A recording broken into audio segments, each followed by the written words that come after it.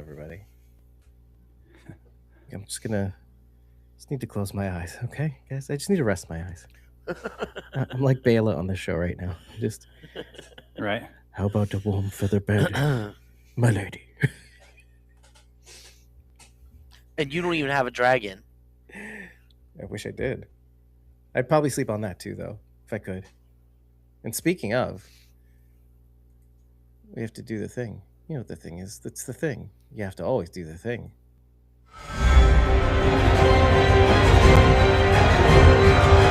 We are Squawking Dead, a podcast pulverizing programs beyond the Walking Dead universe. Sometimes we give you news, sometimes we make you laugh, most times we go deep. I'm your host, David Cameo, and I'm joined by... Me, Blazy of House Gardner. Me, Jason. I'm at Neo's the One on all your favorite socials. And today we're here to bring forth a discussion on House of the Dragon's 6th episode of its 3rd season. Its penultimate season, so I hear, titled Faceless Men. Faceless Dave. I need a minute. I need a minute to tell the audience something, because who knows who's here. And if you are here, say something. But just so you know, we have recorded 4 days in a row. I've put out 2 episodes amidst those days, one of which was the live... You could mute when you do that. You know, Sorry. Sorry. It's like the downside of having a microphone attached to your face. Yeah. So that one kind of came on suddenly. I didn't feel it coming in time to make a move. Ormond smelly salts. So I guess what I'm saying is, when you record a live stream, actually all of them are all live streams. You put out one of them because you have to, because it's the San Diego Comic-Con panel, or San Diego Comic-Con panel for The Walking Dead Dead City, which premiered yesterday, which we recorded our thoughts on last night. It's just it wears you down a little bit. You're putting out clips for those episodes that you happen to have released, one of which was Silo, the other one was House of the Dragon's last episode, which we recorded last Monday. And since we were moving into the phase of just live streaming our thoughts and releasing them largely unedited on podcast platforms, hopefully this does make things a little easier. But the problem with actually having to record and release 3 episodes a week is also dealing with all the clips that you have to make for those episodes as well. So it's just, you can't run away from that, unfortunately. You have to plan those live streams. You have to send out social media that we are live streaming. Then you have to also make clips and then schedule them out. And then you have to also, once a time has passed, you have to send those clips out on social media. It's a whole thing, and it's a lot of work. And, just to remind everybody that I have a full-time job. It's really difficult to do. And if you're liking what we're doing, now is as good a time as any to, if you happened to be here on stream, to send us a tip or join a membership while we're on stream. A little alert will pop up that you've done so, and we'll thank you live on air. Despite reports to the contrary, folks, Dave is not a robot. Yeah. He does require sleep and fuel. Yes. And to leak his coolant occasionally. By the way, last night we had, as I mentioned, discussed The Walking Dead Dead City's season 3 premiere. And we did a thing where, because I didn't have enough time to actually watch the episode, I participated in a conversation I had no business participating in, which was mildly funny, but also kind of interesting that I could still manage to find a way to ask questions about the episode and get some really interesting answers. I'm curious to see how your perception, from what you heard us talking about, how your perception of the episode matches up to the reality of the episode. Well, I'm curious to see if you have the same, if your vision matched what we were talking about, like if you could see what we were talking about. So. I kind of can't wait to do that, because here's the thing. Even though I participated in a conversation that I didn't have any business participating in, I meant to watch the episode right after we were done, But because House of the Dragon's on the next day, I kind of wanted to. I had to prioritize watching that just to watch it over catching up with Dead City, and I was only able to do that at like 1:30 in the morning, and of course this was a very long episode, so by the time that was done it was like 2:30 in the morning. I have not watched Dead City's season 3 premiere still because I had to go to work today, and right after work I'm getting notes for this episode, so I basically probably won't watch this season of Dead City. Essentially, that's what I'm saying. And I'll still participate in the conversation. At least the first 3 episodes, because then House of the Dragon will be over and you won't be quite as crunched as you are. Right, just a skosh less busy. So with that, let's move on to this episode. Enough complaining. Nobody likes it. Everybody hates it. To be fair, House of the Dragon is really a better show. I'm just saying. It's a and I'm biased. Different show. You know, let's just one more thing before we move on to this great show. I will say, like, just having processed whatever I can process in less than 24 hours, it's good that these shows are different, but it's also good that sometimes you just watch different shows for different reasons to tickle different appetites, right? This show, by the way, this episode in particular is a thinker. They really hit on some really, really hardcore themes that they've brought up in the past, but it was never more. It's like, do you get it? Do you get it? This is what it's about. Do you get it? Dead City, it's kind of like, well, it's not that deep. It's not that deep, but it's also not that kind of show. Not really, or not anymore. The series, not that we should really be talking about Dead City or whatever, but the first 3 or 4 seasons of The Walking Dead had the gravitas and the depth and everything that the like House of the Dragon has now, or Game of Thrones. It was that kind of show, but like we talked about last night, like you get to a point where you're just doing the same story over and over again, and they had a great run to freaking 11 seasons, right? 11, 12, 11. So I mean that's a great run. Plus you have the spinoffs, but you just can't. It's hard to come up with something new and that long of a run. So it's not that the show is terrible or anything. It just isn't the same caliber. Right. But there's also only so much time that we have to watch these things. So you have to kind of prioritize. I get it. Listen, we get it in the comments too, by the way. I've had to deal with that. It's fine. It's okay. To each their own, as we've always really said. So I don't read comments. I know better. Well, to that end, listen, if you have any comments, tell us in the chat. We're live. We're here. We're not. This is unedited at this point in time. So, and it will be when we release it on podcast platforms. So, how does the title of this episode relate to this episode? This episode is called Faceless Men, and it's not just about the group. It's about everybody on this episode. Really, if you think about it, in my opinion, I think everybody in their own way is a faceless man. They've put on somebody else's smell, somebody else's clothes, but in some cases, literally. So everybody's had to become something else for some other purpose. And not only that, but the group, the Faceless Men.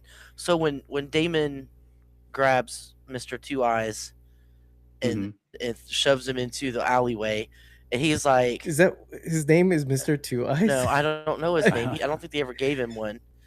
But he's got the 2 different color eyes. He's got heterochromia. His eyes are 2 different colors. Oh, I didn't notice that. Okay. Yeah, I didn't notice it's always hard to notice that. Yeah. So he's like, we support the king. We're not ever going to support Rhaenyra, basically. So like the real Faceless Men, they wouldn't say something like that because they don't take sides. They're just getting paid to do something or. So like I don't think people are saying like the Faceless Men are the ones that took out the gold cloaks and whatnot, but I don't think that's true because they would not say that kind of thing. I think more they're referring to the faceless everyday man that nobody notices and nobody sees because they're just the small folk, the everyday small folk, rather than. The idea that the title in essence is what you're saying is like kind of a red herring, right? Because the first thing I saw when I saw Faceless Men pop up there, I was like, "Ooh, it is the which Faceless is like, Men." Was Dave right? Yeah. So like, it was the Faceless Men, but then again, when he was how they're like, we don't carry a sigil or a banner. That's more like the Brotherhood of a banner. Brotherhood that without called? banners. The Brotherhood without banners. Yeah, was that Dondarrion? Dondarrion, and then For the Lord of Light. Or no, sorry, the one true God? Is that the same thing? Lord of no, Light? they followed the Lord of Light because Thoros was with them. Okay. Thoros is the one that kept healing him. He's like, pray to the Lord of Light to heal me again. Bring me back from the dead. Yeah. Anyway. Oh, Yeah, so right. anyways. So they're a lot like that, the Brotherhood without banners, essentially. Right. Or at least it But- sounds so- like that. Even at one point, Rhaenyra tells Daemon that he can't be a spy or go over there as an assassin because he's too recognizable. You know, you Yep. need a, I forget exactly what her wording was, a plainer face or something like that. So he kind of took her lead in a way, but like obviously even Ulf obviously Ulf recognized him, but still. Well, even Ulf was trying to be faceless as he snuck in to faceless go to the man. bar, right? Yeah. Like you said with Hugh, he smelled like a dragon because his wife was like, "That what you smell like, a dragon?" Which, by the way, I want to point out she's not in the books, so whatever happens in the show is slightly different because she doesn't exist in the books. Mhm. Also, Hugh in the books is not a great guy. Like in the show, they're really painting him to be Very virtuous and courageous. right, the man who loves his wife and wants to take care of his daughter. But in the books, he is like a drunkard and he like beats women and stuff. So he's not a good guy Give it time. in the books. And Ulf is also not like, he's kind of harmless. You know, like he talks a lot and he's a drunk, but he's kind of harmless. But he's not like that in the books either. He's also a more drunkard, awful. right? He's not a great guy either. So I feel like I was joking about give it time, but well, the big faceless man, is our favorite person, Kristen Cole, not getting Literally. the song and the glorious death that he wanted. He died a nobody. Mm-hmm. Yeah, quite literally. He Yeah. very shamelessly. Or no, that's not right. Shamefully. Is it shameful or is it shameless? That's what I meant. Yeah, shamefully. So, well, okay, yeah. That I do I want to go there quite yet? I feel like we should. It is at the beginning of the episode, and maybe it's one of those things that we can write off right away. But I think it was I was wondering after I watched it the first time, like, what was this? First of all, what was this character for in some senses? Second, what was this scene supposed to tell us? But then I understood as you watch the episode, you kind of you have to understand everything, every scene that you see from that point forward. You have to understand it within the context of the first scene. And I found myself seeing a pattern with some of the prior episodes, how the first scene kind of sets off something, and then the rest of the scenes kind of follow. Do you okay? Let me give you an example. When the fake Daeron was taken by Daemon, there was something to that scene that set everything off from that point forward within the Red Keep. Like, oh, there's other rats in the Red Keep, etc., all that other stuff. And so with this one, what was the point of that scene? I found myself being like, what is that about? A lot of things happen. Kriston dies without everything he had fought so hard for, because he used subterfuge in the effort. It didn't entitle him to an honorable death. First of all, there's so much more to that. I was like, that's the least. That's the least of it. We can didn't deserve an honorable death. You can go backwards in time, right, to the very start of his character on the show. But just going because you feel like everybody has a redemption arc at some point in any of the shows that you watch, right? But Kriston ain't got none of that. None of that. No. And so, I was so looking forward to this. I knew it was coming this Were episode. you? Yes. Because they left out a line which kind of made me a little angry, because the line is, I wrote it down specifically. Hold on. was it Kriston's line? Yeah, no. So Okay. basically everything goes the same way it does in the show, except there's different characters. I'm not going to go into all that. Roddy the Ruin is there, but it's not Oscar Tully. It's some other characters, but that's not really that important. So it's the same thing though. They get surrounded, and as he gets shot, which also is not Black Alley who shoots them in the book. It's I can't remember his name. But anyway, somebody shouts, "There will be no songs about you, Cole. I'll have no songs about you, about how brave you died, Kingmaker. There's tens of thousands dead on your account." And they left that line out, and I was so upset because I was like, that was what he wanted, was to go out in glory, and they were like, "Nope, we're not going to give you that. You'll go out, it. but no glory. You are the reason that thousands and thousands of men are dead because you enabled this to happen." Right. So I loved them. Also, this is called the Butcher's Ball because of what this what battle happens here. Wow. So one of the cool things they did was in the books, as the rivermen go along, they set up tableaus of dead people, kind of like the gold cloaks, but they do it so that they'll get used to seeing this as Cole's army comes behind them. They get used to seeing this. The first few times it freaks them out, it's disgusting, but as they go on, it becomes commonplace. So when they get to the last one, they don't even pay any attention to it, and that is when all of the men jump out and attack them like they did at this battle. That was the impetus of it. But it's called the Butcher's Ball because one of the men said it wasn't a battle, it was butchery. And so it was dubbed the Butcher's Ball. And you could see that as they. But I love that they gave homage to that with the gold cloak scene instead of doing it along the battle, along the guerrilla warfare that we didn't see. We still got to see the tableau. It was just done with the gold cloaks instead of with in a Feast for Traitors, right? Okay, I see what you're saying. Oh, well, yeah, reutilizing a theme. Okay. Well, let's keep going down the line of themes though, because it does make you wonder what Kristan was actually fighting for, what he said he was fighting for. We had said it pretty plainly. He was basically trying to commit some sort of pretty suicide. Fine, but then what does that mean for the rest of the scenes? What is everybody else fighting for? Willing to die for? I kind of feel like one of the bigger themes is you getting what you want, right? But it doesn't. It's not what you thought it was going to be. It was like Rhaenyra. She even says it. I got my dragon, but I lost everything else. Yep. So Cole got the death that he wanted, but he didn't get the songs, and it ruined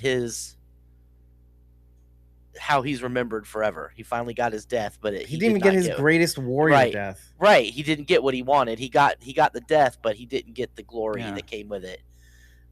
Which him wrapping Alicent's favor around the handle, that's like something that they do in a song, right? Like, and then the hero wrapped her favor around his blade and used it to fight, and he didn't even get to do that. He just got shot straight up. Right. In the face, which was awesome. That was awesome. Ooh, yeah. If you remember, this does kind of mirror what happens to Jace too. Yes, very much. Which is interesting. The arrows. Yeah, except instead of in the sea, it's on land. And Jace too rode out for glory and then only found death. Essentially, at least his was a noble purpose, and yet the end result is the same. With Kristan, though, was very interesting too because you do use this as the extreme template for what everybody else is doing down the line, even Hugh, even Rhaenyra. Rhaenyra is a great example too because she lost everything. She got what she wanted, but she lost everything. But why she's the best example is because there's more than one theme to this episode. Throughout the entire episode, multiple characters or pairs are being asked, they're seeing that times were simpler before they got into this mess. Ulf being able to go to market week, Hugh with Kat. He didn't have to. Remember we said we spent a chunk of time in season 2 discussing, but why does Hugh have to go to the dragon pit? His kid is dead. There's no fight left. What are you fighting for? And you get to see the fruit of that tree bear in this episode. Kat's like, who cares? Who cares? You left me alone and I was forced to leave the city. And I don't know if you know, the world as it is not what we think it is. The real, and you see that in Rhaenyra in this episode as well. Rhaenyra finally embraces the world as it is instead of what she thinks it ought to be, and she does what needs to be done, which we don't like sometimes. We have a hard time with that. It's the same with Hugh. We like Hugh, right? We like, he seems to be courageous, but you know what? You did the thing, but you didn't take care of what you needed to take care of, which was your wife. You need to be there for her. And not only were you not there for her sake, you weren't there when her brother died, etc., down the line. But Rain is the best because simpler times, she did not appreciate what she had when she had it, just for the sake of a dragon, which she didn't really need.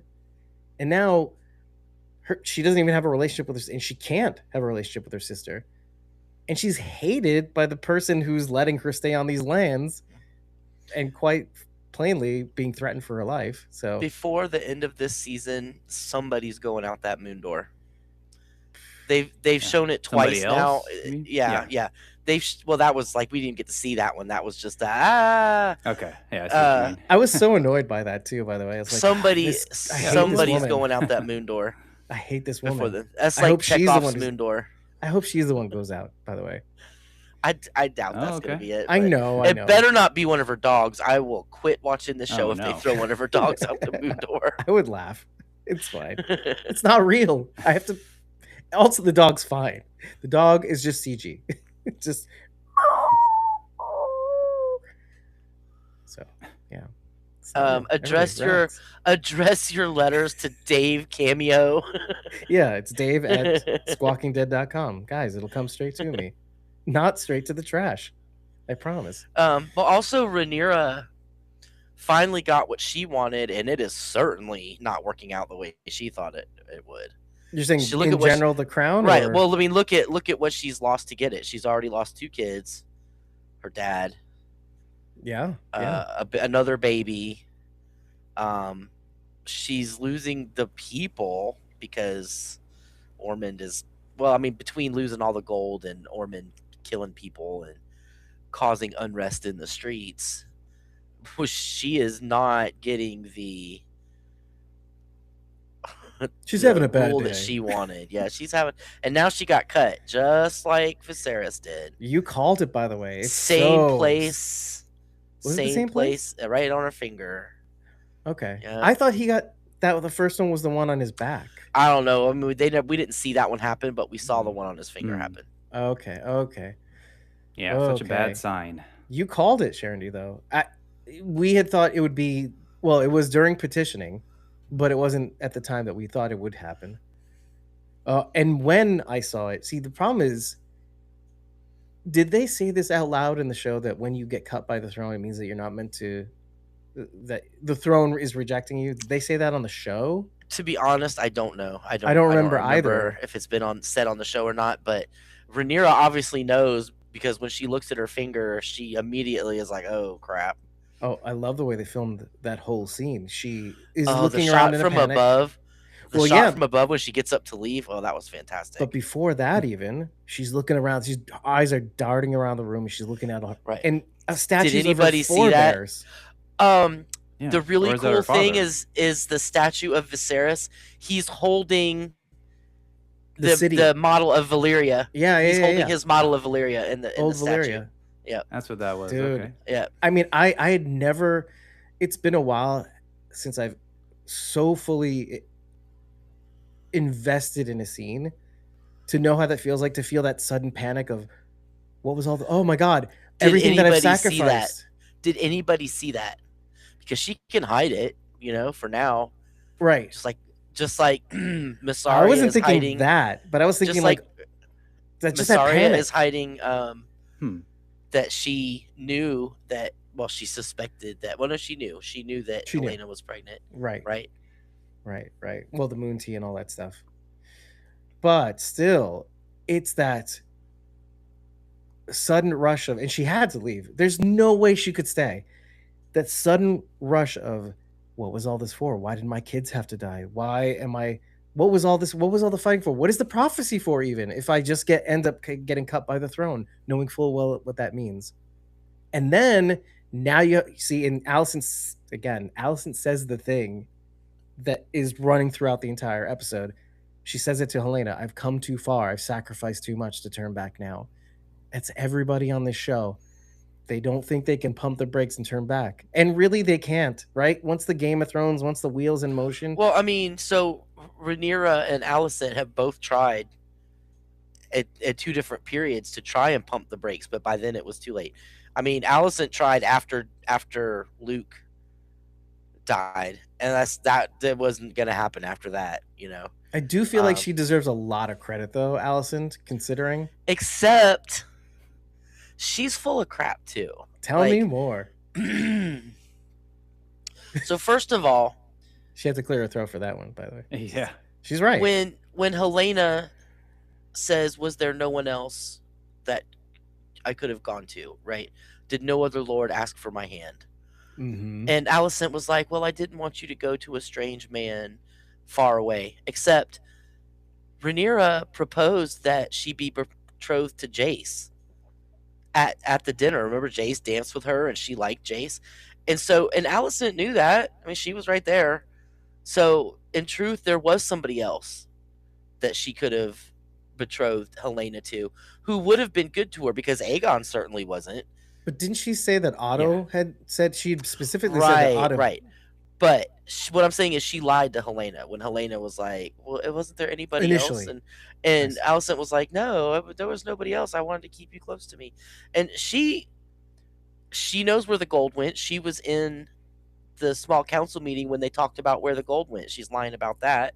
I mean, Helena's right. She is trying to save herself, because when she went to Rhaenyra and was like, let me escape, she was perfectly willing to escape, and Helena was like an afterthought. That, you know? So I was going to ask you about that. Alicent is not innocent in this. She pushed just as hard as anybody else. Now, was she the only one? Would they have done it anyway without her? Yes. They would have put Aegon on the throne even without Alicent pushing it, and mistakenly pushing the thought that Viserys wanted Aegon on the throne, right? They still would have done it. I'm not saying it's all her, but she is not faultless in this at all. Right. And she's not being 100% honest with Rhaenyra either. Well, to spell it out, as much as you could, some people don't see Alicent as basically a pawn to be moved around by Otto and her betters, as you would say. Right. I mean, I totally understand she was kind of caught in the middle. So, like, even without that, let's just set that aside. You're saying she still could have done some things to protect some people. And we'd said it in the episode prior. She could have raised Aegon a little differently. She could have gotten Moon Tea when she got pregnant with Aegon. Mm-hmm. She didn't want kids, especially with Viserys. Like, she was pushed into that, which I am not blaming Alicent for everything. Okay. No. I do agree that she is a pawn and being used by the men. She even said as much to Rhaenyra, you know, like, you're going to blame me for everything men have done. And that's true too, but she is not blameless. Right. Well, what I guess I wanted to hit on was, even with all that, you can set all of that aside, but there are things she could have done to make the lives around her, especially her children, a little bit better / easier. Like, so, I mean, I feel like, and all of it does come from her resenting the fact that she has no agency. Right. So she inflicted that on the people that she could affect. And we talked about it before, that she'd been told from the instant she married Viserys and started having kids that her kids were in danger of being murdered. Right. Because of Rhaenyra. I laughed. Okay. And I mean, that is, so she basically learned that to not love her children. Mm-hmm. Distance herself from them, because they were going to die one day. She couldn't do anything about it, or they were going to be put on the throne or whatever. But in that case, they didn't prepare Aegon in any way to be on the throne. So part of the Aegon and Aemon both have mommy issues because she was so distant from them. She loved Helena because she saw herself in Helena, someone who has no agency, innocent. You know, Helena's very innocent. She doesn't know. You know, she's special. So but sorry, I completely just lost my train of thought when I started talking about Helena. It's the reason why she's at least appearing to care about Helena. Well, so like when when Aemon she- came to her and was like, "They're making fun of me. You know, they gave me a pig," and she was basically like, you know, yeah, Yeah. What So what? Stop bothering me. yeah, right. You know, let me go, baby Helena a little bit more and ignore you. So Hmm. she's not close to her children. Where you have on the opposite spectrum of that, you have Rhaenyra, who was really close to her children. Playing with her You know, children like at one right, point. she loved her children and was very close to them and talked to them and stuff. So that's why they were a little more well adjusted. But if Allison is not A little innocent, more. and I don't entirely blame her, but she also didn't do everything that she could do. Now that you're saying that, by the way, because you're hitting on something that's innate about Allison that it's easy to miss. The reason why she dotes on Helena really is a figment is a product of vanity. She sees herself in Helena, and so she is protecting that part of herself, but it's not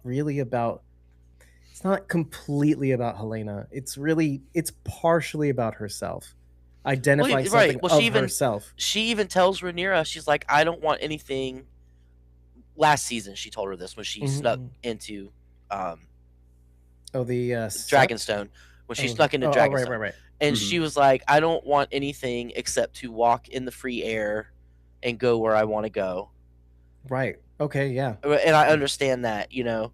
And she's willing to throw her own sons under the bus To get it. to Yeah. get it, to save Helena. But like she was perfectly willing to leave Jaehaera behind. Mm-hmm. I'm gonna get Helena out of here, but the grandkid. But again, that's because she doesn't understand wanting your children. Like, right? She doesn't. It's foreign to her. So Helena refusing to leave Jaehaera behind is kind of foreign to her because she's Right, like, she's don't you want to expecting be Helena. free? Right.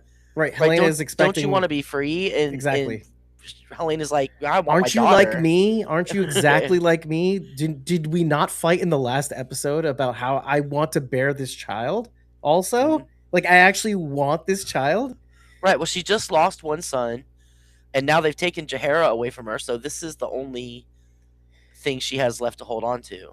I did not write this in my notes, but this is so similar to what Gwaine was trying to do 2 episodes in a row with Kriston. They have this conversation twice. What are we doing here? And then Kriston says it in plain language, and Gwaine, this is before they're trudging in the mud. So he's with full clarity is able to hear Kriston, but he doesn't hear Kriston. He doesn't hear him at all. And then the second episode, after they've been through, we're trudging through the mud, we're picking off leeches off our body, like, and Kriston says it again, but in a different way, like, "Oh, I mean to tell you how serious I am about basically wanting to die." And Gwaine's like, "Where you're going, I can't follow." And Helena is the same way. Allison, you're not hearing me, Mom. Mhm. Where you're going. I am not like you.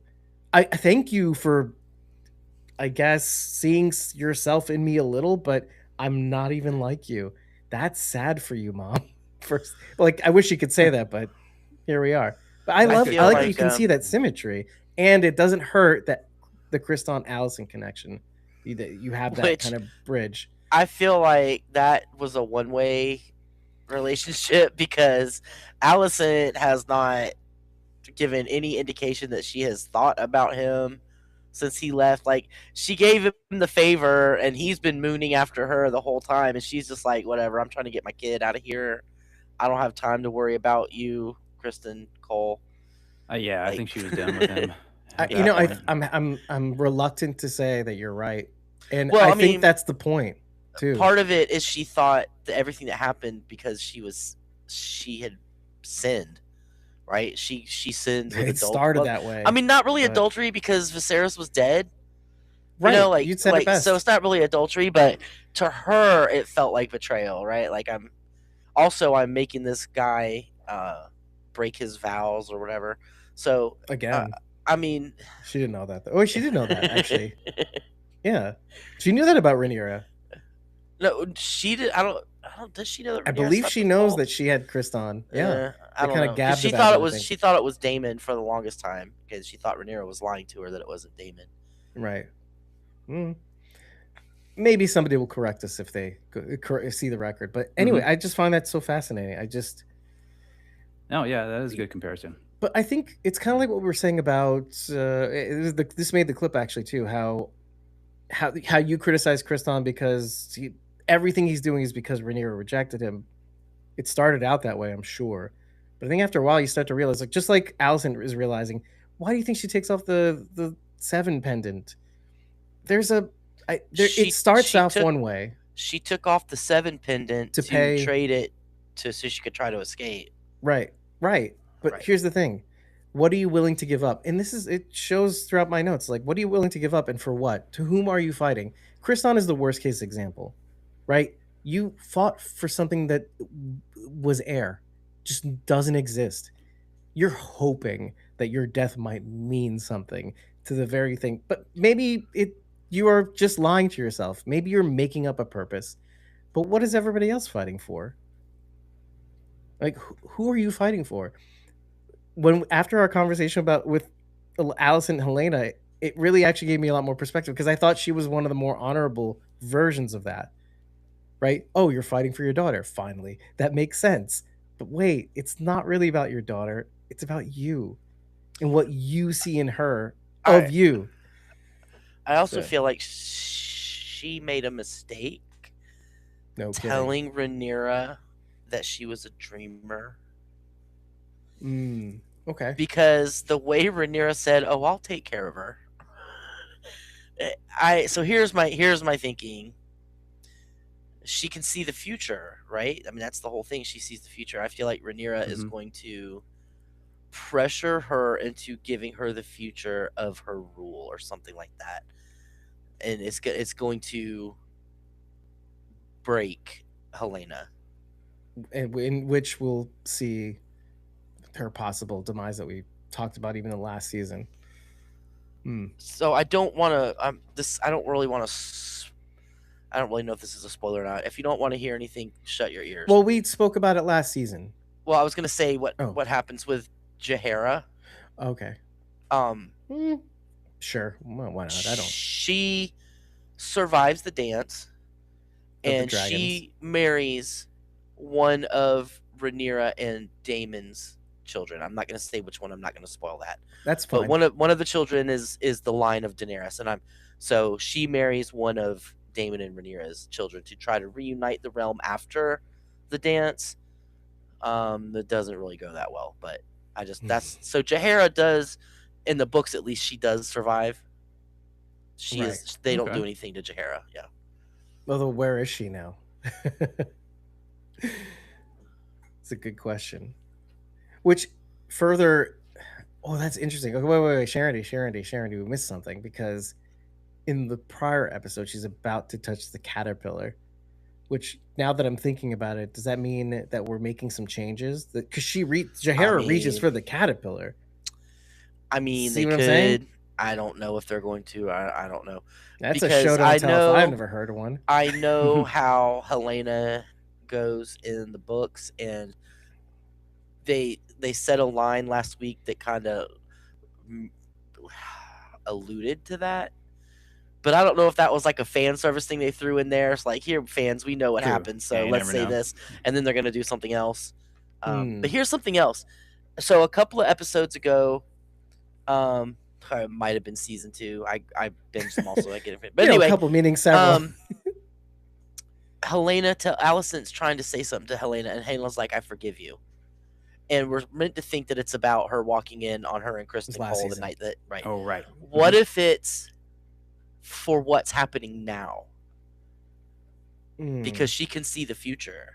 So, like, I have the feeling things aren't going to go well, and it's not going to be well for Helena. So I wonder if that's what the "I forgive you" was for. Because I thought it was like, why would I forgive you? I don't even notice that I didn't think that she noticed that they were doing anything because she was so, freaked out. So like, I was like, why would she be saying "I forgive you" for that? So I think it's what's happening now at this moment in time. Yeah. It does sound leaving like a her dreamer thing. leaving her behind to go do whatever she's gonna do. Well, yeah, and I have to say, right, let's stay on this for a second because that face Olivia Cook makes to Rhaenyra, that twisted, like, are you seriously? Because this is something you really have to kind of live through that phase. You're basically asking me. You're asking me. It was one thing if you that I let the doors open so that you could kill Aegon, which never happened, but she was ready to do it. Very difficult choice in the last season, at the end of the last season. But she said, okay, fine. But now you want me to kill my own son? Well, so I don't think she wants Alicent to do the killing. What she wants is for Alicent to get the killer in the door. Because she said, I'll send a blade, which is a soldier. Sure. I'll send it because Okay. Alicent's not gonna. Number one, Alicent is not gonna travel on the road to Harrenhal by Right, herself. right. I mean, So- we've seen the evidence of what Excuse me. happened at the petitions, right? So, just to remind people, one of the Septon ladies, Sorry. the ladies of the Sept, basically was taken because the City Watch wasn't available. Right, Kat herself said, right. you know, I mean, the they've- road is very long from King's Landing to Tumbleton. They've made it very clear that women alone are not safe in this world. In case So you needed to be anyway, reminded. Alicent's not going to go on the road by herself. So what they meant was rather than send a whole army, which would scare him off, they're going to send Alicent with one assassin person to go with her to take him probably out. among the men she's with or whatever. So like she's not going to physically do it herself, but she's going to make it possible for it to happen. But that's the creep, isn't it? Okay, but you let us in, and we'll take care of Aegon, right? He has to die. There's no other way. Okay, now you're going to lead the assassin to your son. I have a feeling this is going to go further, by the way, and it's going to be a test of Alicent's what she wants her freedom. Oh, you want the thing that you want? You've sacrificed too much to come back now. Oh, how far are you willing to take it? Well, I feel like Alicent may get her freedom eventually, but she's going to lose. It's going to come at a cost. Everything else, all of her Helena. kids, right?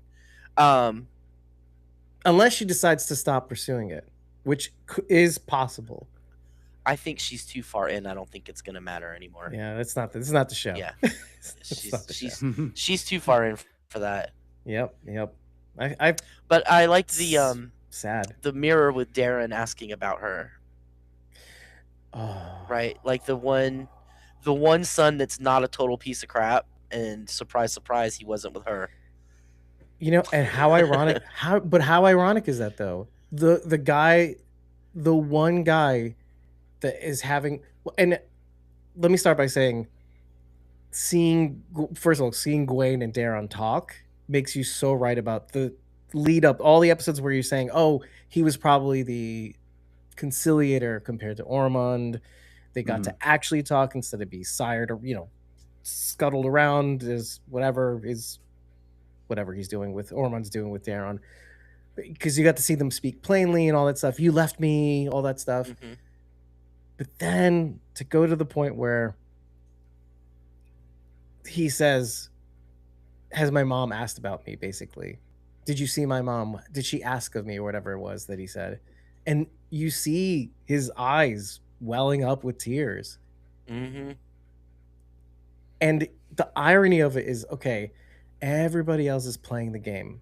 Everybody. And he wants no part of it. He's like, he's Jon Snow. I'm never going to be king. I don't want it. Exactly.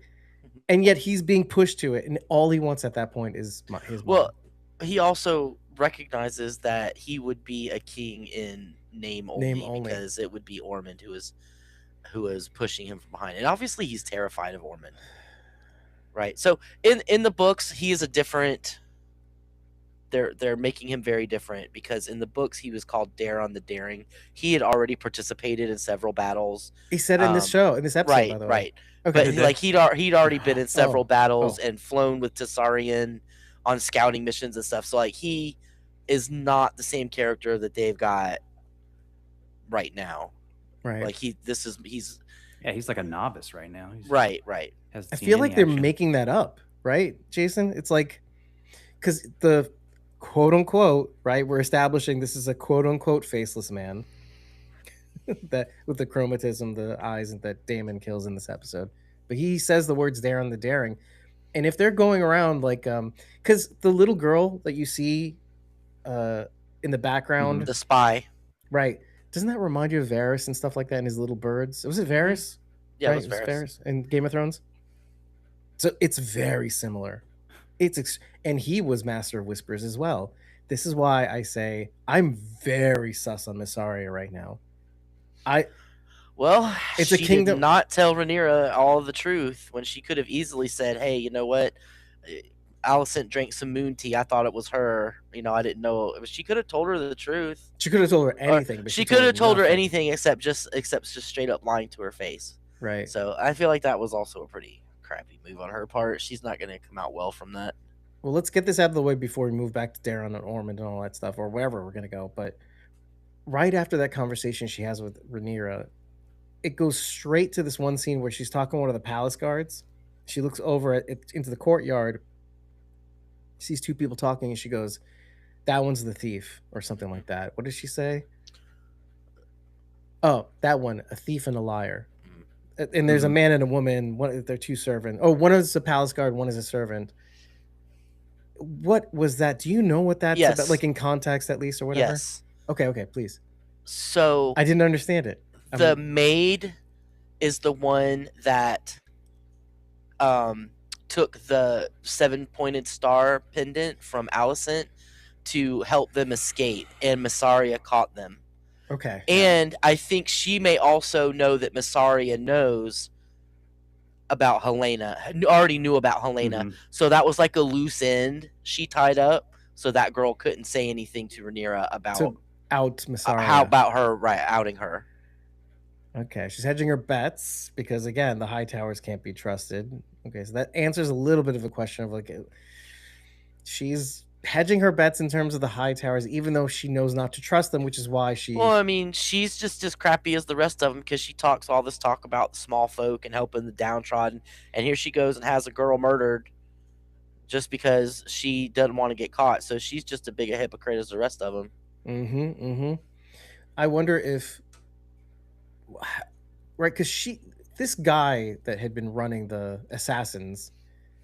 No, I was gonna say something about that. I thought maybe he was taking her place, the White Worm's place, because it seemed like it at least. But I don't know. Do you think Massaria is involved in what's happening in Flea Bottom? Just based on what we're seeing. No, I don't know. I don't think she's involved in that. I just think she's trying to. She had a moment of sympathy for Alicent because there were same women in the same position, used by men, forced to do things they didn't want to do and have children. Blah, blah, blah. So I feel like she just, in that moment of compassion for Alicent, she slipped, and now she's trying to remedy that slip. Right, okay. Now, why she doesn't know what's going on out in the courtyards and stuff, I don't know, because she is the Master of Whispers or whatever. She should know what's going on out there.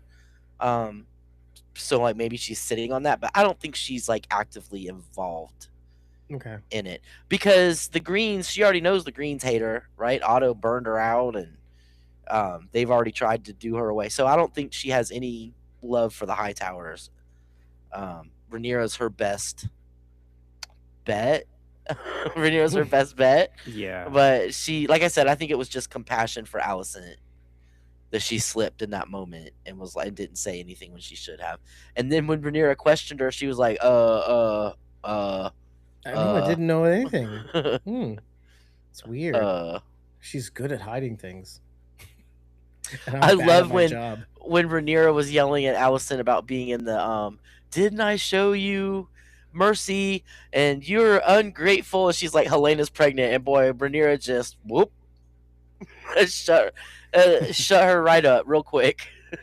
I thought that was very interesting that she chose to reveal that, even still having fought it for so long. I mean, feel like there's nowhere to go. It was gonna come out. I mean, there was no way it was gonna be hidden, and she was. It was a good reason for why she was trying to run away, right? Like, for as long as she can get away with it. What else is she gonna say, right? And so, like, and also it was, excuse me, Rhaenyra's had children too, so she understands about loving your children or whatever, and so knowing she had already. Escaping wasn't going to happen. That's not an option anymore. So let me just tell her as much truth as I can get away with. and that she'll feel bad because she knows enough to know Rhaenyra's doesn't want to be an evil person. She doesn't want to be a bad queen. She wants very much to be her dad in terms of being a good king. But she doesn't like. It's like she's got rose-colored glasses on where Viserys is concerned, right? Mhm. She remembers all the good stuff, but like he didn't actually do any of that. It was Otto who ran, and then Strong who ran the kingdom. It wasn't Viserys. He sat in there and played with his models, So she's saying, "Oh, my dad was so great," but really he wasn't, and you got rid of the people who were the great ones, which was Otto. Right. She didn't, but they're gone. It does make you wonder whether, I mean, how different was Aegon, let's say, really? I mean, for darting around Aegon really to Viserys. I mean, it's clear Viserys was maybe more educated, maybe had a more steady, tempered hand, right? But maybe not as nearly as impulsive, right?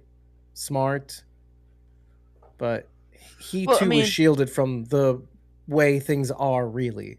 They let Aegon do whatever the heck he wanted to.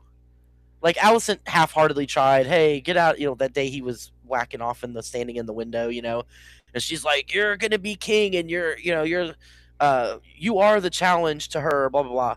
So his whole life he's been told that he's gonna die if Rhaenyra takes over the throne. Mm-hmm. So like what? Why not go out and party and raise Cain or whatever? I don't have anything else to do. So like they went about wrong with him. They should have been trying to raise him up, but Alicent didn't care, and Viserys didn't care either. He was busy doing his models. He wasn't spending time with his son, raising him up to be king. So like, Aegon is a butthead, but that's what they made him. Right. We're a product of. They're all products of bad parentage. Mm-hmm.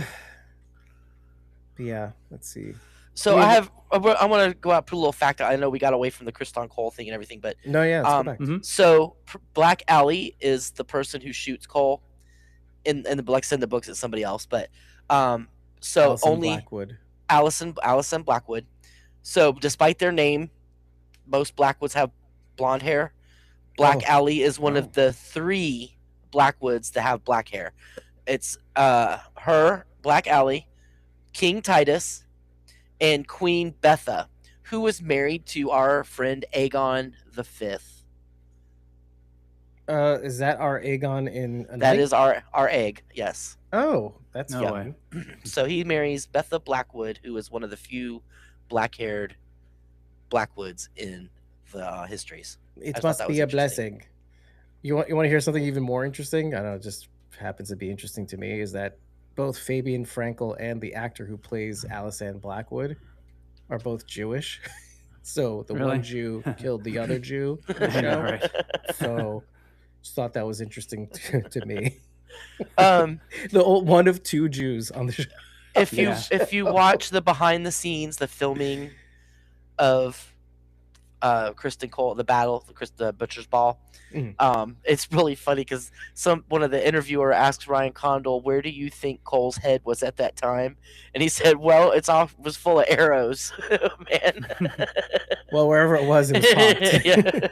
I was going to say something else, but I'll just leave it there. So I'm going to jump ahead a little bit and talk about this is still in the behind the scenes show.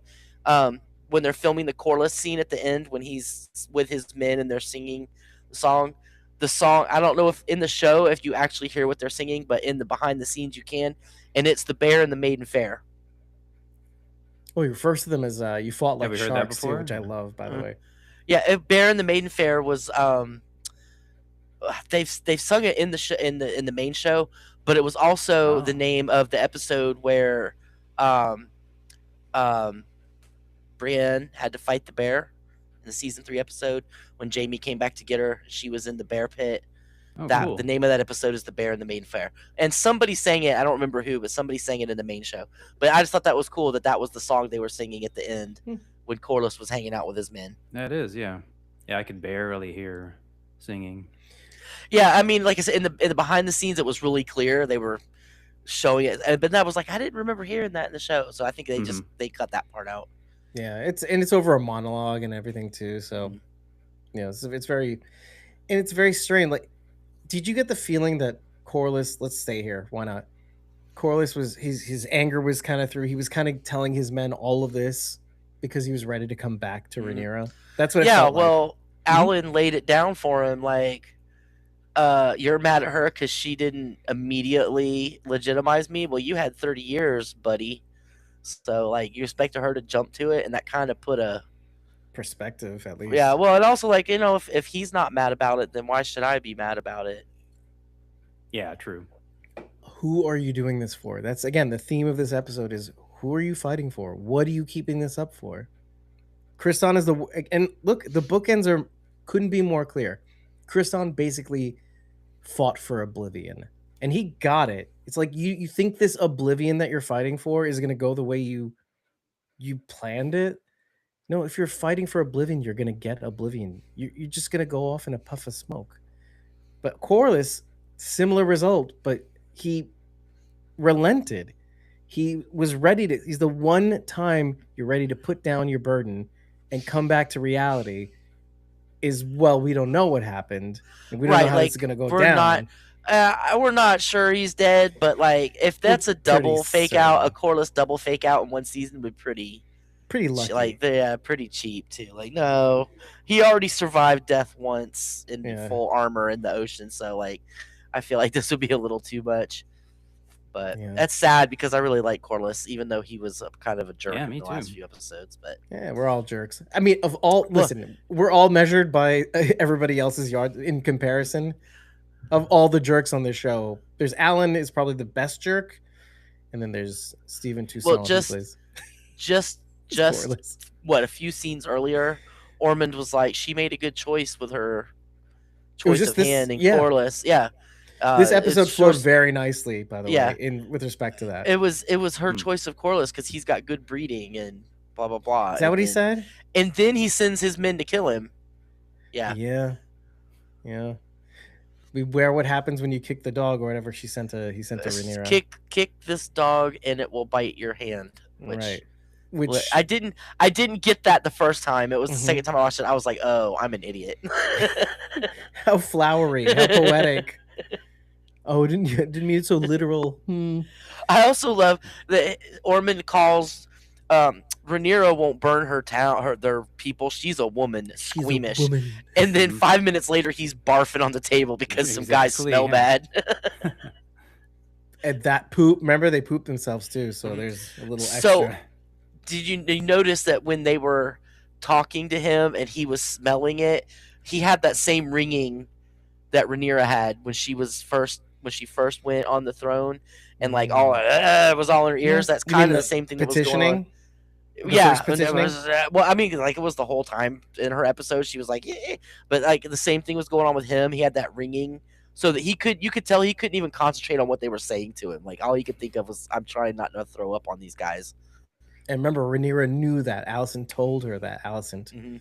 So. Oh, you know for sure that because I mean, obviously that was one of her Queen's Guard, was the leader of the because those were assassins. Those obviously weren't the Baratheons. Yes, yeah, right. So the one that was her Queen's Guard. So she told them, go roll around and poop before You think so? before you go over there. Yeah, just go to the stables and just roll around in some of the excrement. Sure. Egwene messing it all up. Although I would have been sad to see Daeron get killed, but Same. Yeah, I don't know why. Egwene saving it, man. Like I was like, what happened when he just like whipped his knife out and cut that guy's throat? I was like, what just happened? And as he's killing him, he's like, they're assassins sent to you. Right. Well, first of all, He's explaining it while he's slashing. Yeah. they definitely look shorter. See, there's Hello, Kayla. Oh, hey, Kayla Dara. So, okay, here's the thing. Remember when Ormond basically kicked it? When Ormond first comes in, he's like, so I guess you're a coward. He's dirty. He's just come in. It's been a long road. He had to come back in shame, knowing full well he was fighting towards oblivion, whatever. First of all, okay, Ormond was already upset that they were doing this and not coming straight to Tumbleton. And now he's kind of throwing it in Gwen's face like, oh, I guess he didn't. Fine. Whatever. But then he does the thing. He says, basically calls him a homo. It's like, Right. watch your back. Watch your back. So what a jerk. But here's the other thing.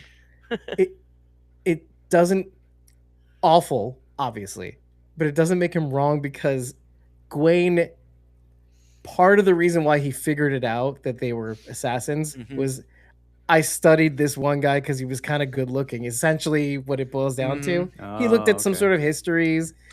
He was of chestnut hair. Does this look chestnut hair to you? And then But he was also like much. He was like he had chestnut hair, about a foot taller, and more comely. Yeah. Yeah. Which I thought comely was a very good choice of wording. So it's like, okay, fine. But okay. I guess there's- Ormond tacked you. He Here's clocked you. Ormond calling him, saying homophobic things to him. Yeah. Meanwhile, Gwaine just like ripped through all those people, and It's all in the pudding, baby. It's like you look. I may be this, but you were such. I mean, and look what happened at first, right? When it first happened, Ormond was like, "Stop, Gwaine! Stop, Right. Gwaine!" right, and Yeah. only Daeron was the one that was smart enough to figure out, because he's like, Gwaine isn't just going to go crazy and kill some people. He's not you, Ormond. Because Ormond wouldn't actually do it himself. He gets somebody else to do it. But And also they've caught Ormond off guard. He is not thinking straight too. Maybe he would have clocked no, it. he was so arrogant because, oh, look at the Baratheons coming to bow the knee to us. We got the Stormlands now. We got it all in the bag. We got the Stormlands. And then it was not the Baratheons Get up, he get was up, expecting. get up! Exactly, looks at everybody straighten up. It's like, you're embarrassing me. Meanwhile, I mean, he was I'm not- embarrassing himself. I'm not sure Gwaine would have done anything if it hadn't been for Daeron being there. He might would have let him just kill Ormond. Oh yeah, he might. Ooh, He I might don't. have. That's a great question, actually. I'm not sure. I'm not sure. Let me Right? shout out Because if something you think about real- it, While I'm thinking about it, after I'm going back to Kristen Cole here real quick. When Sure. they finished the first, when they defeated the decoy army, right? Mhm. Kriston Oh, Cole shouts, "We light the way." That is the Hightower words. So he should not be Ooh. hollering that, because he is not fighting for the Hightowers. He is fighting for the Targaryens. So that was a big, not that it mattered because he died, but that was like, whoa, what are you yelling that for, sir? Because you do not fight for the Hightowers. Does that maybe okay? That says a lot more. But let me go back to Kayla. Okay, wait, Kayla. First of all, you told me how to pronounce your name, and I did not forget, and I would never forget. He Second- remembers. Right, there is no way because it's like when Maria Martel. I had to train myself. But yes, Kayla, we're talking about House of the Dragon. Its latest episode that aired last night, alongside Dead City, which we talked about last night actually. So you missed it. You just missed it, Kayla. But you can catch it on the repeat if you want to. And I'll be throwing it on podcast platforms some point soon, hopefully. But yeah, going back to Kristen Cole, we like the way. Did that? I don't want to. It's not like everybody doesn't know that the Greens are the Hightowers and that's who is meant to be squashed, right? It's not like they don't know that. But I don't know. I guess maybe it's like a faux pas. But does I that mean, maybe say It something else maybe about would have Kristen? been. It maybe would have been acceptable if Gwaine had still been with him, because he is a Hightower. Right. But technically, he is fighting for Aegon and Aemond and Daeron, who are Targaryens. But Just then saying. again, who's really in charge? Or maybe, okay, maybe that's really what he's saying when he says that. It's like the dropping of all pretense, in a sense, is like, I know who I have been fighting for. I've been fighting for the people who've given me agency, right? The idea of agency and making your own way. Who are the only people that have given me everything that I've been able to achieve until now? It's been the Hightowers, really. Look, Aegon is technically a Targaryen. Aemond is technically a Targaryen, but they were a product of Alicent, and Alicent remained a Hightower, basically. So, I think he sees through the BS, even though they're Targaryen children. Well, anyway, Or I don't know. I even just thought you saying that just makes me think, oh, if I can't have Alicent, at least my one true friend was Gwaine, and so maybe Mhm. that's the only thing he's holding on to. That's the only other thing I could think of, as far as that goes. I mean, like I said, it was just like, wait a minute. It's a weird thing, though, right? That's why it kind of jarred me. Oh, so Kayla says I'm halfway done watching the new episode. Did so? Yeah, I keep getting. Yeah, listen. Let me fill you in a little bit, Kayla. Just gonna tell you this. This is like complete side conversation, but I participated in the conversation last night. Let me tell you, if don't be confused when I say this, I still haven't watched the episode. Mhm. I still haven't watched. Everybody else did, so I'm the guy up there going, "Oh, what happened next? Oh, I'm spoiling myself on whatever." I'm still finding a way to participate in the show, even though I hadn't watched it. I didn't make a secret about it. I announced it. I said, "Whoa, dummy here has not watched the Dead City episode, and yet I still am on the show." Anyway, it was a funny episode. Let's put it that way. Mhm. And don't feel like you're the only one that got distracted while you were watching it. Yeah, everybody did, in one form or another. All right. Anyway, okay, we are bouncing back and forth in this episode. Jason, I know you have a Yes. question. You definitely have a question or two in the chamber. Yeah, what do we think about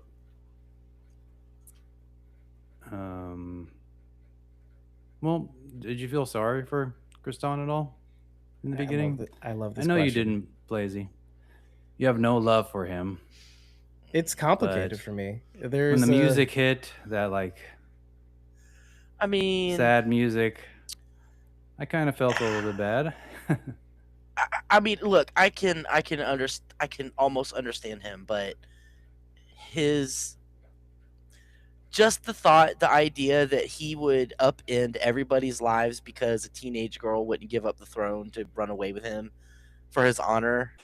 It's just like, dude, yeah, grow up. Like, first of all, you are in King's Landing where nobody has any honor anywhere, right? So it's not like you are the only. It's not like you are, the only one who's done anything terrible ever, and you deserve all the punishment. Everybody around you is a piece of crap. Everybody. fair. They all do terrible things. So, and I mean, it's not like he didn't see that going on, right? He's not blind, obviously. He's supposed to be like the smart guy that knows. So, like, you can see that everybody is not honorable, and for you to just absolutely hate Rhaenyra so much for something she did when she was 16 and you were a grown man is ridiculous. Oh, you just put a finger on it. Actually, you put a. Okay, throughout this episode it's themed.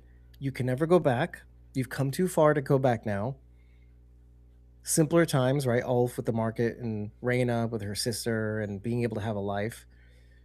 There's also a theme of could we have turned back? Could we have done something differently?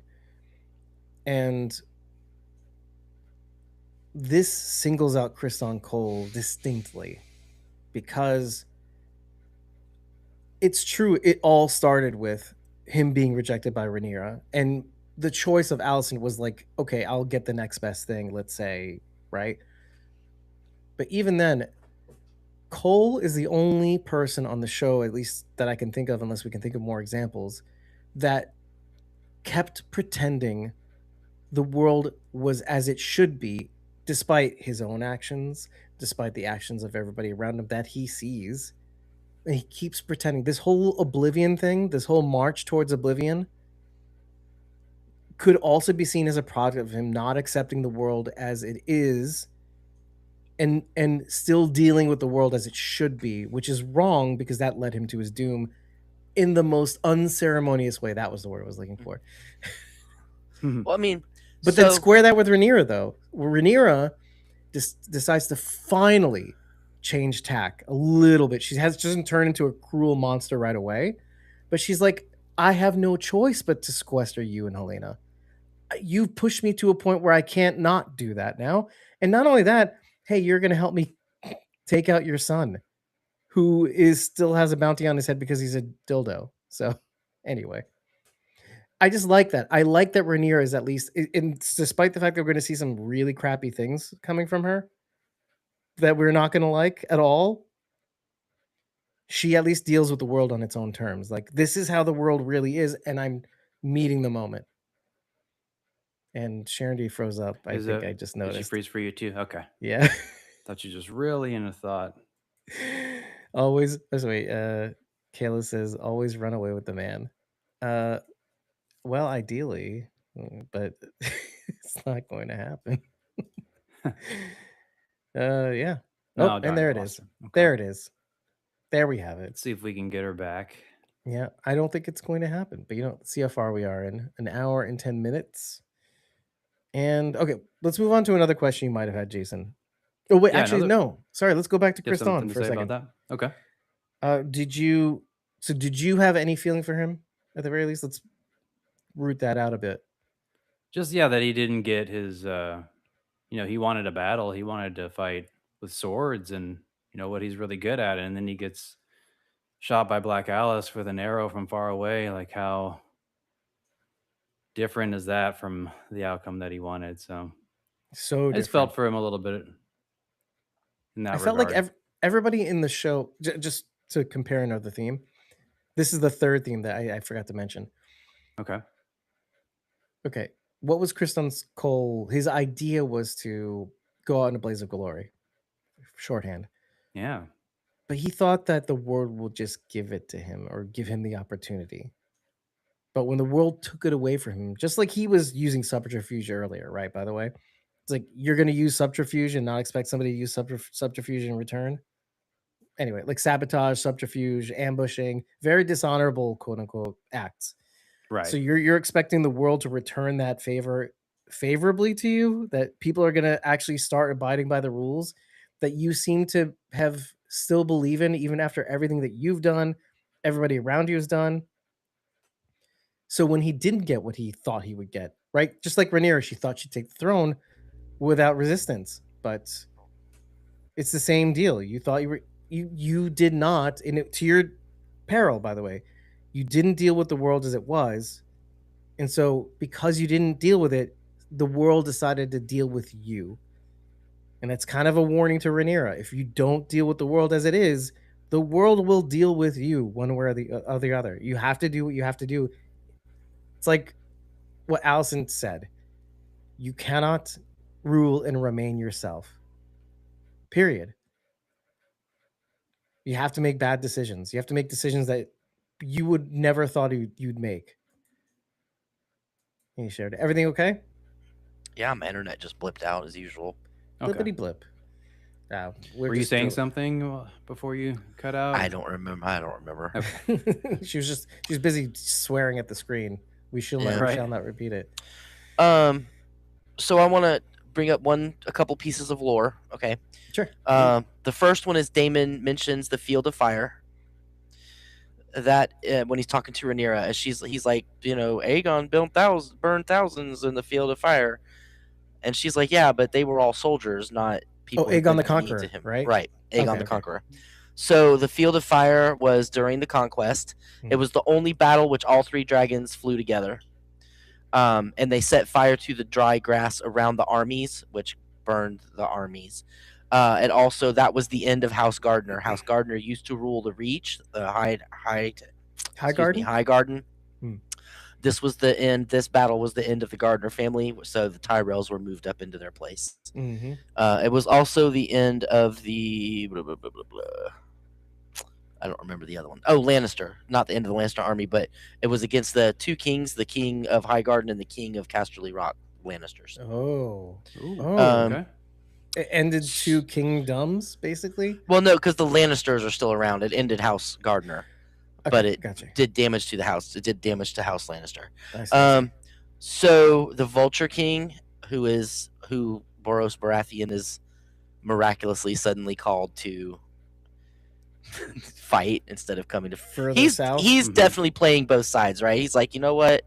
I don't want no part of this. Rhaenyra's already mad at me because I let her son get killed. I'm gonna go fight the Vulture King. So the Vulture King is obvious. He's kind of like the Dread Pirate Roberts. Like he's like a sequence of outlaws from Dorne. Oh. Like I don't think like the next one, he doesn't like train the next one up or anything like that. But like when the original one died, then another one took over and said, "Oh, I'm the Vulture King now." Oh, okay. So it is. Wait, quickly. I don't know. Did she suddenly get very loud, or was it just me? Huh. No, or Yeah, maybe I don't It know. was just you. Oh, okay. To Oh, me, never she mind. sounded the same. All right, Dread Pirate Roberts. Oh, Yeah. you did mention this. I think when we were talking about this on season 2, right? I think I you don't mentioned remember. something. All right, You want me to there we go. remember Or they something from 2 referred years to ago? different people as the Vulture King, or Well, is that they're the yeah, deal? right. So like this one that they're talking about now is the third one. Mm-hmm. And it's been, like I said, there's been over the years they change because one goes away and then another one steps up and says, "I'm the Vulture King." So it is a problem at the time. Like it really is a issue, Dornish Raiders. But Okay. how opportune for him to choose that particular time to leave. How's that any Um, different than the quote unquote faceless men that they're facing in Flea Bottom? In a sense, right? They're like, I want to help you, but I got to deal with this problem. They're killing my gold cloaks. It's kind of the same. mhm. They're bandits. The Vulture King's bandits. Except like Oh. the Vulture King is something that's been going on. Like right. he could have gone after them at any time. But he's like, you know what, Rhaenyra's calling me. Oh, sorry, I got to go south. Oh yeah, I got Bye. a thing. Yeah. Yeah. Oh, sorry. Yeah, sorry No, about we, that. we all know. I mean, they mentioned it. Was it Ormond mentioned it a few episodes ago with Boros and drawing the pictures because he can't read. Uh-huh. There was a whole. He mentioned something about Aemon being promised one of his horse-faced daughters, Mhm. but we know that because he did that so he could get to Lucerys, to Luke. Mhm. So they're painting quite the picture right now. So we got to see the dragons nuzzling each other. They're Okay, they're in I love. wrote this in my cats, notes. right? As Sharon's gonna Mhm. love this. Is what I wrote. Yep. So they were the dragons of. Wow, it was. Oh my gosh, Balerion. King Jaehaerys and Queen Alysanne. I think I could be wrong. People don't yell at me if I'm wrong. I think you might be But right. they were married, so their dragons were like Married. So I mean, I guess in the lore, if two people are dragon riders and they mate, then the dragons tend to mate as well. So I thought that was sweet. Does that It was portend really, that Ulf really and nice. I was gonna say, does that portend Ulf and Hugh will get together? Because sure, maybe. sure. I wouldn't fight it. No, they're just Sure. they're both Well, I mean- dragon riders, so they're close too in that aspect, right? Mm. Their Yeah, dragons listen, are hanging out. Their lives have changed. They can't go back to their old lives I anymore. mean, I think they're like, Mm. uncle and nephew. I think because because I think Ulf has the advantage in that respect. If I'm not Ulf is mistaken. supposed to be Viserys's half brother, Oh, okay. Yeah, you're right. He's the and younger. I think Hugh is the son of Sarah. one of their sisters. The sister of Viserys and Daemon. I think I could. I Be, thought I it could was get his that wrong too. father. Okay. Anyway, Because I thought Sarah was like Yeah. the youngest of Viserys' father's daughters. So that would be Jaehaerys, right? Is that right. my So she, if Oh, you're right. You're right. right. So okay. So I think they're uncle and nephew. Yeah. But Ulf is another example of getting what you want, but it not being what you want, because he finally gets a dragon. He gets legitimized to the point that he's not just a flea bottom tavern dweller anymore, but he is losing everything that made his life livable. Going to the bar and hanging out with his bros and having freedom. He doesn't have any freedom anymore. He's basically a prisoner in the castle. Yep. It's life is right. There's no trade-offs. There's no solutions, only trade-offs, right? You're only trading one devil, really. It's like all these shows. You're trading one devil for another. There's no escape from the torture that is this universe, unfortunately. Allison got really close. She got really close and it just snitch. What's crazy is so the passageway that was blocked was probably blocked after the death of Jaehaerys. So it would literally have been Otto who blocked up the passageways that kept his daughter and his granddaughter from Yeah. escaping. But, well, after the whole blood and cheese incident, Yeah. right? Yeah. Yep. So here's some interesting. We're gonna jump over to Aemond and Alice here for a second, Sure. which is that was literally fascinating. probably my least favorite part of the episode because I'm there. I don't like Aemond at all. Like it's painful for me to watch him. But wait, Okay. why? Just as a person? I just don't like him. I just don't like Aemond. Like this whole storyline is like, okay, just go on with it. But there were some pretty interesting. Forget about the Amy part, but like, there's some interesting nuggets that came out of that whole Yes. thing too. Yes. The clutch of 5. Right. So Stone. Yeah. Rhaenyra Targaryen, not to be confused with Rhaena Targaryen. Okay, now you have to, because I thought I knew what you were talking. You're talking about the one who came in Right. during the Right. conquest. So 100 years ago. No, that's Rhaenys. Oh, Rhaena, okay. Rhaena is I want to say the granddaughter of Aegon the Conqueror. Okay. Okay. Fair enough. So she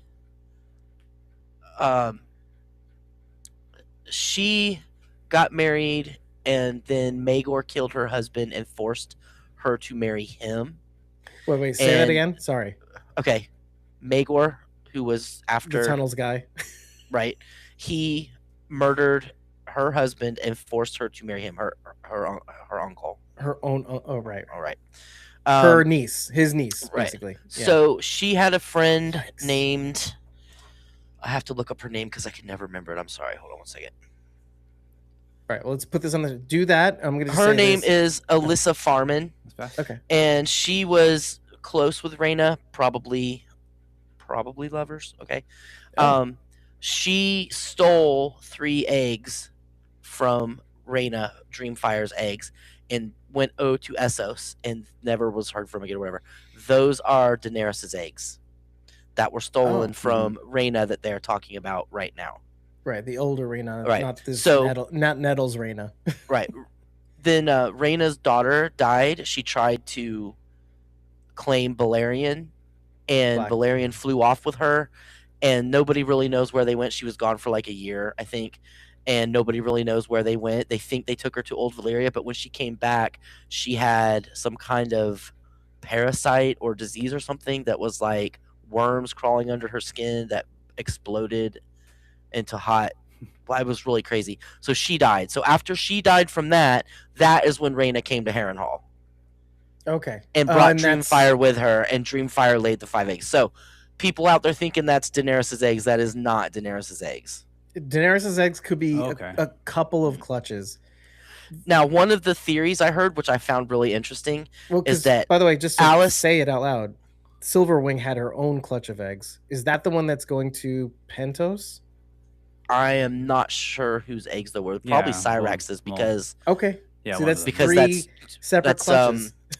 Yeah. Rhaenyra's dragon is Cyrax, so I think it's probably Cyrax's eggs. Okay, just it's worth saying. There's a fun theory I heard that Alice, who is cursed, as she says in this episode, where I'm, Rivers. you think you're the only one that cursed. She is actually Alyssa Farman, I was who gonna was say, cursed for stealing the eggs, and so she's trying to get the curse broken. by having take the eggs, Yeah. please. Yeah, please take the eggs. Well, and But the it was- names it was- match. Right. So I just thought it was an interesting theory. I don't know how true Yeah, it that would is be- or whatever, That'd but be really cool. Yeah. Oh, wait, let's say this now because Ray was supposed to be here, decided to hang out with her Yes. son. Yeah, what's up, Rachel? instead. Gross. Ray, are you here? She said, "Sorry, I can't join you guys, but I wanted to say that Alan was the goat this episode, especially putting Corliss in his place. I actually Heck yelled yeah. at my TV." Oh. And she Heck also yeah. said, "I know that Sharon is also so happy about crispy corn." I Which, by the way, has- wanted to know your reaction, Ray. I wanted your reaction to how he went out. I think she's ambivalent. I don't think she cares about Cole. I just love that they did it like right at the beginning, and like you said, it was just so unceremonious. Like everybody I'm sure everybody who's not a book reader was probably like, "Oh, this is awesome. He's gonna he's gonna be a king." Blah blah blah, and then he's like, "Toot dead." By the way, Mhm. that was the best move. Literally, that was the good move. Is like you don't know what this whole episode is. You don't know what you're asking because you may not even get it. It may not be what you want it to be. It's like what Rhaenyra is going through, only stratified across all these different characters. It's not what you think it is. Let's just look at Alan. So honorable, so dutiful, as Bela said. Do you really want to be Valerion? Do you really want that? Is that what you've been fighting for Which- that for a really long time? If Corlys is gone, then that is even more reason for Rhaenyra to move him up to the head of, to the head of Driftmark. Right, because who's going to take over Which, for that? by the way, Okay, keep going. we got some uncle and niece stuff going on. Like, Mhm. come on, guys. Okay, wait. Let's take a progression first, because I definitely want to get to that in a second. But Okay. she does say, what did you think, first of all, that Alan met with Corlys and, quote unquote, I'm not saying this, but she says Alan put Corlys in his place. How did you feel about that? I thought it was great. I thought it was great too. Well, I mean, he's out there. I mean, like, great. Yeah, it's kind of the same thing. Like, Rhaenyra doesn't need him off messing with the Triarchy, just like she doesn't need Boros chasing the Vulture King. Right. She needs her hand Now. there to help her, because Alan is doing what he can, but he is not a statesman. He's a sailor. This dude's so No, good, though. He is good at it. Which, can we laugh at Daemon throwing his chalice at That was Torrin hilarious, Manderly? I loved that. So good. So good. much needed humor to break it up a little bit, but Totally agree. Totally agree. she needs Corlys there, not off chasing the Triarchy. That is not important. Like, the thing is, Rhaenyra understands, like, all the people are unhappy, I need to help them, but you've got bigger fish to fry. Like, the people are going to be angry. The people are going to be angry at you no matter what you do. So You might do as well what you got to survive. do. Do what you got to do to cement your place, and then, like, she's expecting to do everything the first day. I'm going to come in the first day and fix everything, and that's not how it works. Like, even when our presidents change hands, right? When we have the peaceful transfer of power, they don't know what's going on the instant they walk in there. Like, they have to get into the Mhm. groove and figure out what's going on, and she's trying to fix everything immediately, and that is wearing her out also. Yeah. Right, And like, she doesn't have she's- all the people she needs to rely on to But get things a done. lot of that is because she doesn't have a hand to help her navigate this. She has Daemon, who just wants to burn everybody. And then she's got Alan, who's like, I don't know, because I'm not a statesman. I'm just a sailor, but, like, this is what I would do. And then she's got Masari, who's like, screw everybody but the small folk. So, like, she has nobody to count on for real advice. And it's all, like, their own agenda, except Alan. It's not really Alan's agenda, because he's like, I don't know what the hell I'm doing. But, Daemon's agenda is he just wants to go burn everybody and be done with it. And Massaria wants to save the small folk because she's been there. So, I mean, I get it, but they're not helping her. Right. And in their own way, by the way, each person is in their own way, right? Because even Daemon, to an extent, like, you can read Daemon as, oh, burn everything. But he's actually really just saying, you have the power to make decisions. Okay, you have a lot of the strength. You're just choosing not to use it, because and they put a far better finger on it this episode than any other episode. He says, because you want to be like your father, maybe you should be like you. He's not wrong. Maybe Well, you and should be the- like you. Like I said earlier, she's got rose-colored glasses on where her dad is concerned. Right. And Daemon does not. He's like, no, I know my brother, and he Right. was not what you think he is. Just like Alicent said, your dad did not live on this planet. He was off in his own world. Right. He didn't do anything. And So none of us were invited to it. Right. You're Mhm. saying, oh, my dad was this great ruler, but it wasn't him, Right. Right. As good as he was as a person, he's not a good king. It's kind of like a mirror to Aegon again. It's like I said. But the whole thing of it is, you could read these people in the extreme. As great as Massaria is, the small folk isn't everything. Too. Like, you do have to deal with the problem, and you do have to deal with it in a way that doesn't make the people reject you. But how is that any different than any other king that has ever ruled, really? Like, they're always overlooking us anyway. So why are you paying such extreme attention to the small folk? So don't take one or the other in the extreme. You have to find a balance between all these things, Mhm. or risk making a bad decision about one of them. You can't have it all ways or both ways. That's reality. So just make your mark, make your mistakes. You're gonna make them anyway, or they'll be made for you. It's the same thing as Kriston Cole. The world made it for you. You decided not to treat the world as it really is, and the world made that decision for you. You can't honor and glory don't drop in your lap. You can be bested. Kriston Cole, see, I love the way that turned out because it's kind of like the Walker thing. Do you remember what we said about The Walking Dead? Is that your ticket could be punched at any time. That this was a reminder of that's not the way the world worked. The world doesn't work by taking turns. People will take all the turns if you give them an opening. So I can't hate on how Kriston went out.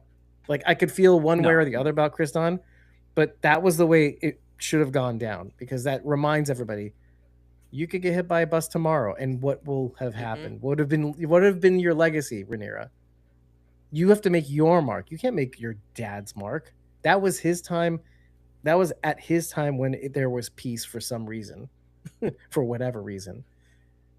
Things are going to be hard for you as the woman queen, right? That's a reality. You have to meet that moment. Anywho, yeah, Helena asked Jaehaera, or yeah, that's right. There's so much. Okay, so wait. Go so back now, to Alan and we have two and, choices: Alan and Bela, or I know you don't want to go back to Aemond and Alice. So why don't we go to Alan and Bela? It's like of the two choices. I mean, God. Okay, tell me how you feel about that. Like, I knew as soon as they started playing like the Westerosi banging music, I knew that was where we were going. Which I think in the book she does end up with him, but it's like way later. Right. Okay. But I love the head fake too. By the way, like they head faked Adam and they went to Alan, which I think you had called. So I'm wondering episodes ago, if they are going to make like some crazy love triangle that I called for. Right? I was being ridiculous, by the way. I mean, it would be so weird, but like I'm there. Two uncles fighting over their niece is not something I want to watch. But anyway, I think they're gonna. Which I don't know, but like 2 episodes to go seems like a weird time to bring that up. Like to start like a love triangle thing. I mean, maybe that's something they'll do in season 4, but there's only 2 episodes left, so I feel like that's kind of weird to bring up now. Maybe this, like this episode. Okay, they've been really slow playing Aegon and Rook's Rest, that whole arc. I think this is going to be a similar thing where that isn't going to really come into fruition until at least maybe the last episode, right? That's right. We had all said this next episode, this 7th episode, if we're only to have 8 episodes, this is where the S starts to happen. They really ramped it up in this episode. Like they really ramped up what was going on. And next episode, again, if you don't want to be spoiled on what may happen, close your ears. 1, 3, 2, 1. The Battle of Tumbleton, I think, is next episode, which is going to be wild. You can already see Daeron training for that battle. Yep. There are 2 battles of Tumbleton in the books, but I'm feeling like they're gonna combine them. Mm-hmm. They've combined a lot of characters, which you have to because people watching the show can't keep up with the 522 characters that are in the book. You just can't. Well, just kind of going to the point though is that you have the intense battle that happens in the next episode, and then probably we don't know really, but then you have all the little bits that they've been Aegon, marshaling his strength, or at least his. We should go to that, by the way. But it's these tiny, tiny little scenes across several episodes that are going to have to lead to something a little bit bigger, probably in the last episode of the season. I would have to venture, because him leaving the kingdom at the end of last season too was kind of like that as well. They're kind of like for the big battle between Meleys and Sunfire. That was in like episode 4 or 5. That was like in the middle of the season. And then ever since then, it's these little scenes with Aegon recovering and being chastised. And I want milk of the puppy. Please give me milk of the puppy. And then like him and Larys escaping. It's these tiny little Shakespearean comedies in between all the other scenes. I love that he had the presence of mind to kind of test Tyland. My favorite. What do you think I'm a bad man? And he's like, oh, blah, blah, blah, blah, blah, blah, blah, blah, blah, blah, blah. All men can be bad men. That includes you. And so Aegon's like, all right, we're going to Essos. Like, this dude is an idiot. He's not going to be honest with me, whereas Larys has proven that he will tell me what's best for me rather than just being a sycophant. Right. So, I mean, you know, But he poop on needed to Aegon. be ground down. Right, poop to on that Aegon point. because poop on him, but I like that he is growing and taking Larys's advice instead of getting angry and petulant about it, like he would have last season, right? Before he got burned, he would have been like that. But now that he has lived in the shoes and been ground, like you said, ground down, he can accept what Larys is telling him and be like, you know what, maybe you're right. So I love what you're saying. There's a problem though, because Jason, let me know if you feel me on this one. Okay. I'm loving all this because I feel like there's a bait and switch here, because there's a little bit of growth with Aegon and everything like that, but we know what Larys is. We have to always remember what Larys is.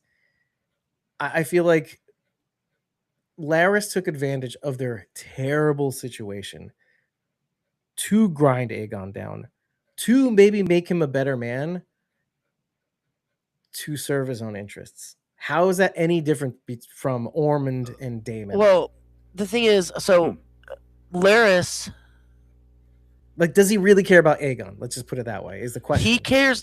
Sorry, Jason. I'm sorry. He asked you. You go ahead. No, it's okay. I don't. Because I have something to say, but Sure. I didn't mean to cut you off. Yeah, does he really care about Aegon? Okay.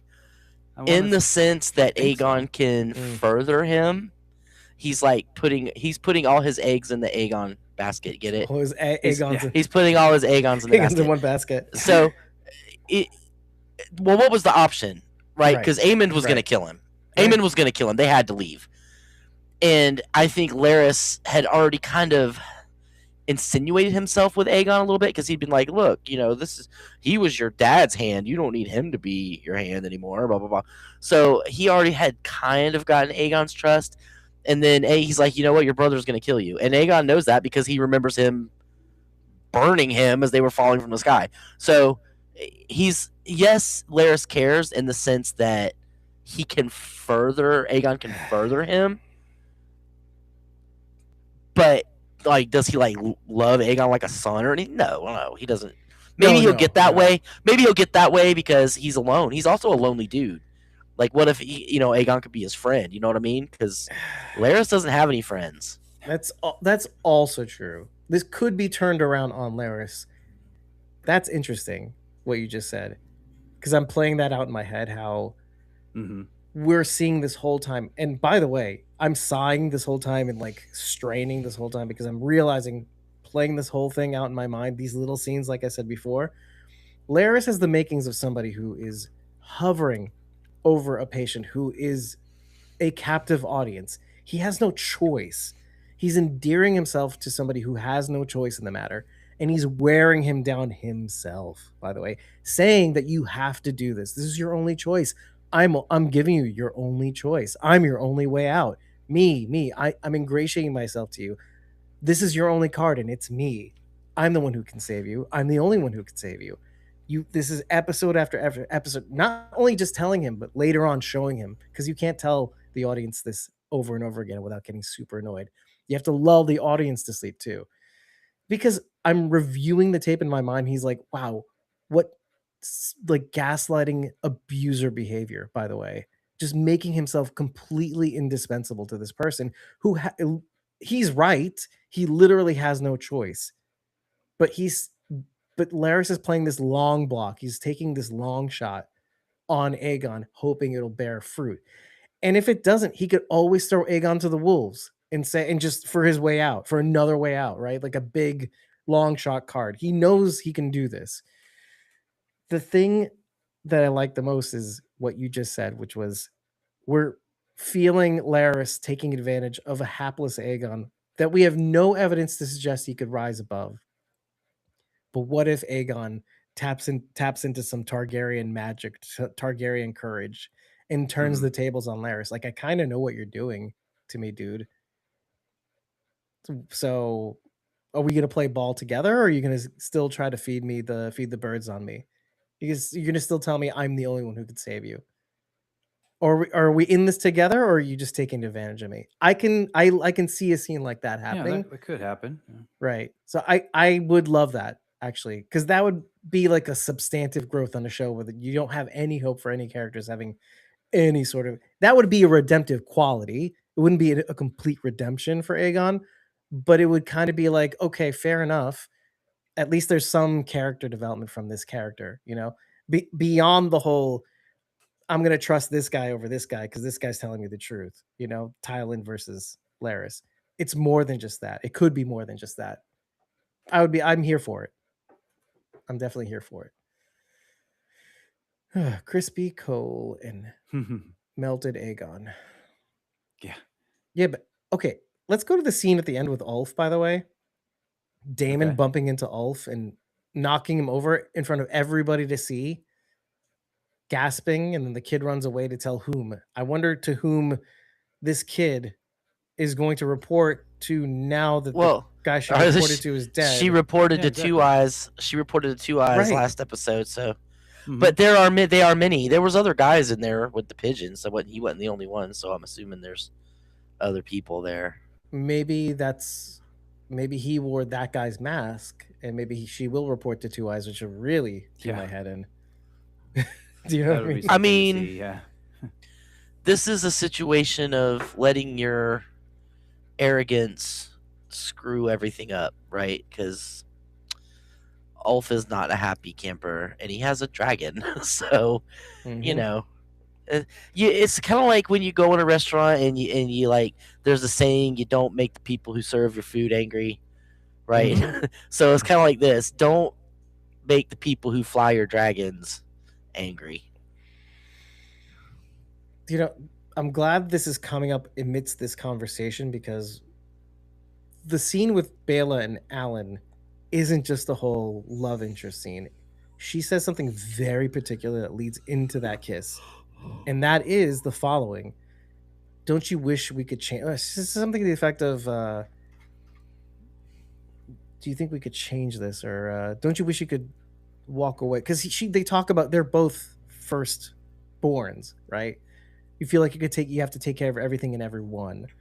You're so dutiful.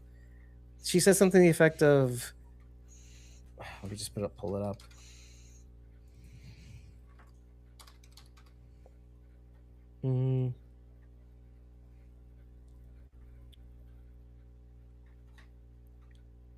Oh, don't you ever want to forget it all?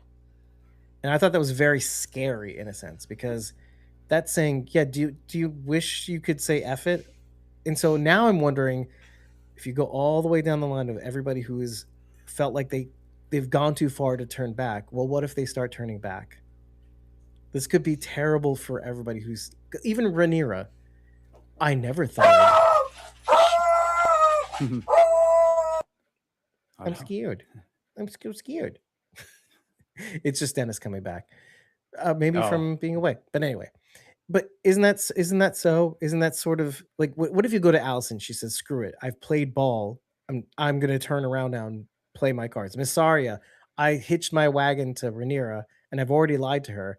What if I turn into whatever? She's not gonna care about the small folk. Daemon, I'm gonna not listen to Rhaenyra anymore and say F it. I'm gonna do what I want. Bela, I've felt guilty for like a month or two, whatever, since Jace's death, whatever it is, however long it is. Screw it. I'm no longer in her service. Like, Alan, I'm so dutiful, and I've begged for this name, and oh, now they killed my dad. Probably it's going to be the next episode. And so, what was it worth it? Why did I have to care so much? Like, imagine all these people saying "F it." Even Aemond, that would be the coolest one, because Aemond is like, "But I have to kill my brother because then he'll kill me." Well, what if he just walks away with Alice? Why don't you just walk away?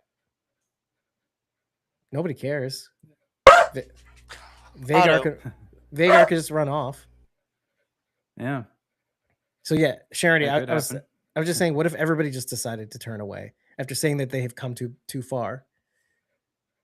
It would be a disaster.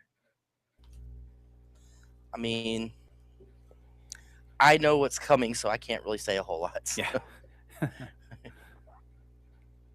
All I want is the Tully kid to be safe, and I'm not sure that that's a possibility. I mean, he's like from what I remember, he's like there's 3 Tullys, the Muppet Tullys they call them, because they're Oscar, Elmo, and Grover, Kermit, right? Grover. Grover was the senior, okay. Right? But His so Isn't like, there a grandson. Kermit in there somewhere? yeah, I believe there Kermit, might have been. Yeah. Kermit. Anyway, so like he was like a minor character if I remember, so I can't really say anything about that. But yeah, I was afraid he was gonna get it in this one, but he didn't. Especially, I saw like a behind the scenes that somebody probably should not have posted, and I can't remember which actor did it, so I don't want to out them. But yeah, they had a behind the scenes photo of the actor, like it kind of with his face bloody. So just want to throw that out there. The guy who plays Oscar, Tully. So Oh, okay. I don't know if he himself posted it, but I know somebody did, and I don't know what's happening. It just seems like but just can I put one more thing out there, because you have 3 separate clutches of eggs, this new one that they found that has 5, and you have 2 sets of 3, one of which is going to Pentos. So in a sense, I got a little excited, okay, because if there's that many eggs out there, it could mean something down the line, meaning if this series ever wanted to go somewhere else or do something else or create a new spin-off that takes place after House of the Dragon, or sorry, after Game of Thrones, you've got like 11 eggs to draw from? Well, -3 for Daenerys's eggs. Yeah. But is that what we're to take away is my question, really? I mean, I don't know, because I don't remember them going into having eggs at Harrow. I mean, Really? Okay. it could be later in the book, but I don't remember that. So I think that's just something the show added. I agree. Did you notice that it got warm after they smeared blood on it? Is that what it was? I was wondering. I'm guessing. I was wondering because given that there are no dragons in the future, I'm guessing those in particular don't work out. But kind of what I'm thinking though. But that makes you think that maybe some of them, outside the 3 that we see in Game of Thrones, might. It's because it's not just about like why would you, it's like we say in every single show, you wouldn't throw something like that out there unless they have like some sort of intention of using that later. And later might be way later, right? If you have these plans to go into like a spin-off series or something like that, or maybe it's already in development and they're just kind of bearing the lead and they're doing it by way of story. Like, this is what we want to do. Just give us the money to do it, HBO. You can give us a whole new dragon Yeah, show. because there's no way these dragons could hatch, right? Lazy and be I mean, the Daenerys's eggs were stone. They were petrified into stone. It took blood sacrifice and fire to. Or I mean, hatch in time to be then killed off by when all the dragons get killed off. Like, no, I'm pretty sure that's not gonna happen. Yeah, I mean, I'm not saying it, but I don't think that's gonna happen. Well, what would be interesting is it's not just blood; it's sacrifice. What is the thing that is most dear to Aemond? Vhagar. I was gonna say Vhagar, but I was also gonna say the show gave us indications that maybe Alicent was also, or at least the idea of, I just want mommy's love, and she is, from his perspective, didn't give it to me. So if he sacrificed his own mother, maybe he would be entitled to at least a dragon. It's possible. It's the only thing he finds. Yeah, but I can tell you, he doesn't want a hatchling. He's got the biggest dragon in the world. We'd have to find a motivation for that. What did you think about Helena's needlepoint of Aemond? Well, you do see Alice sort of in the top right corner of that needlepoint, and him in a sort of cocoon was gonna I say, mean, you can quote see it as whatever unquote. you want. So I Using saw somebody her. say it was a Georgia O'Keefean. Yes, I agree. You said it best. But that ties in directly with his mommy issues, right? Well, yeah, that's kind of where I was going. Yeah. Yeah, for sure. He burns without fire. He's in the whole tapestry is black except for the vagina, which is interesting. And his eye was Right. blue. That was kind of cool. Yeah, right. By the way, seeing that, by the way, Jason, does that not make you think of the tapestry in the beginning? The title does, yeah. sequence? Mhm. There is a theory that And they added Helena something, right? is the one doing the tapestry in the opener. Yeah, yeah. it But felt they like Yeah, I did that. wondered change that it. too. It's two guys tearing apart a gold cloak. Gold cloak. That's it. Yeah. Okay. Interesting. Who are the two guys? It's the one eye and the other eye. I think Someone it's says so. Yeah. Daemon on one side and Amond in on the the- other. well, the Ormond would be, since he's the one Mm. messing with him. I guess it did sort of not look like them. I don't know. Okay, let's see what else do we want to. I think that might be it, but Aegon and Larys are going to Maidenpool with Lord Mooten, and that is where Arya tells Tywin she's from when he takes her on as the cupbearer in Really? season 3. And he says, where are you from? And she says Maidenpool. And he's like, who are the lord and lady? And she can't remember. He's like, if you're gonna name somebody, Oh, make sure okay. it's somebody you know. Right, she knows she's I full of remember S. that. Yeah, Oh my gosh, she should have studied more, like her sister. Probably That's not all right. though. she came out of it all right. Yeah, exactly, with her cat's paw dagger.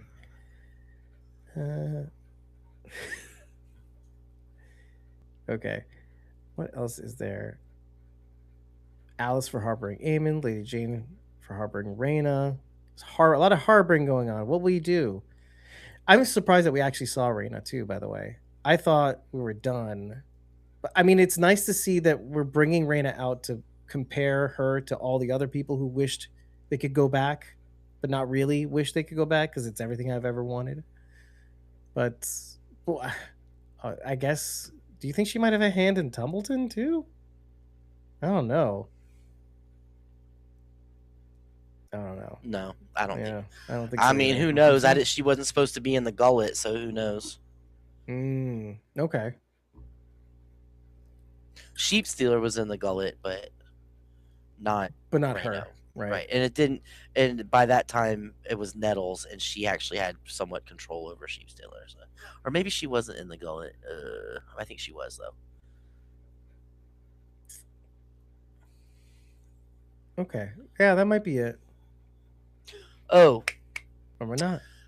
just one thing I happen to think of.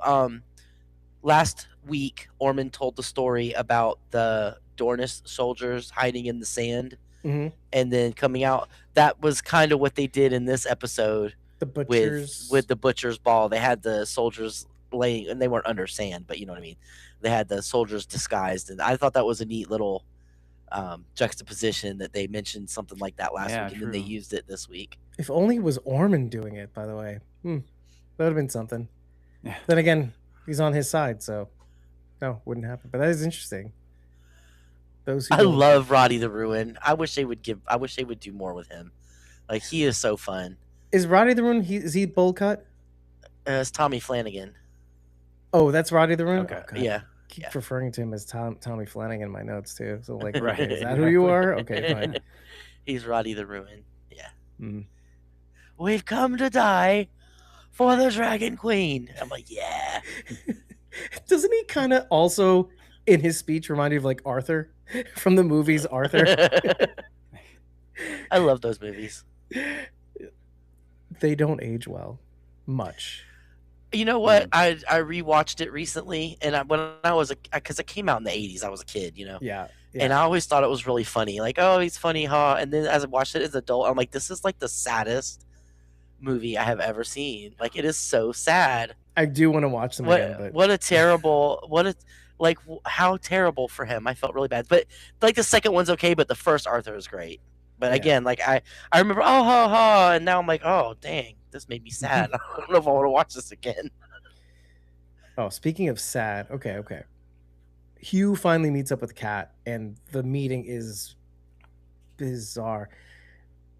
Look, things have happened to both of them, things that have changed them forever, to the point where she says Hugh smells differently than she remembers, obviously, and she is forever altered because of what happened on the road to her. That she can't even. We don't have even time to get into, but you fill in the blanks in your mind. Mm-hmm.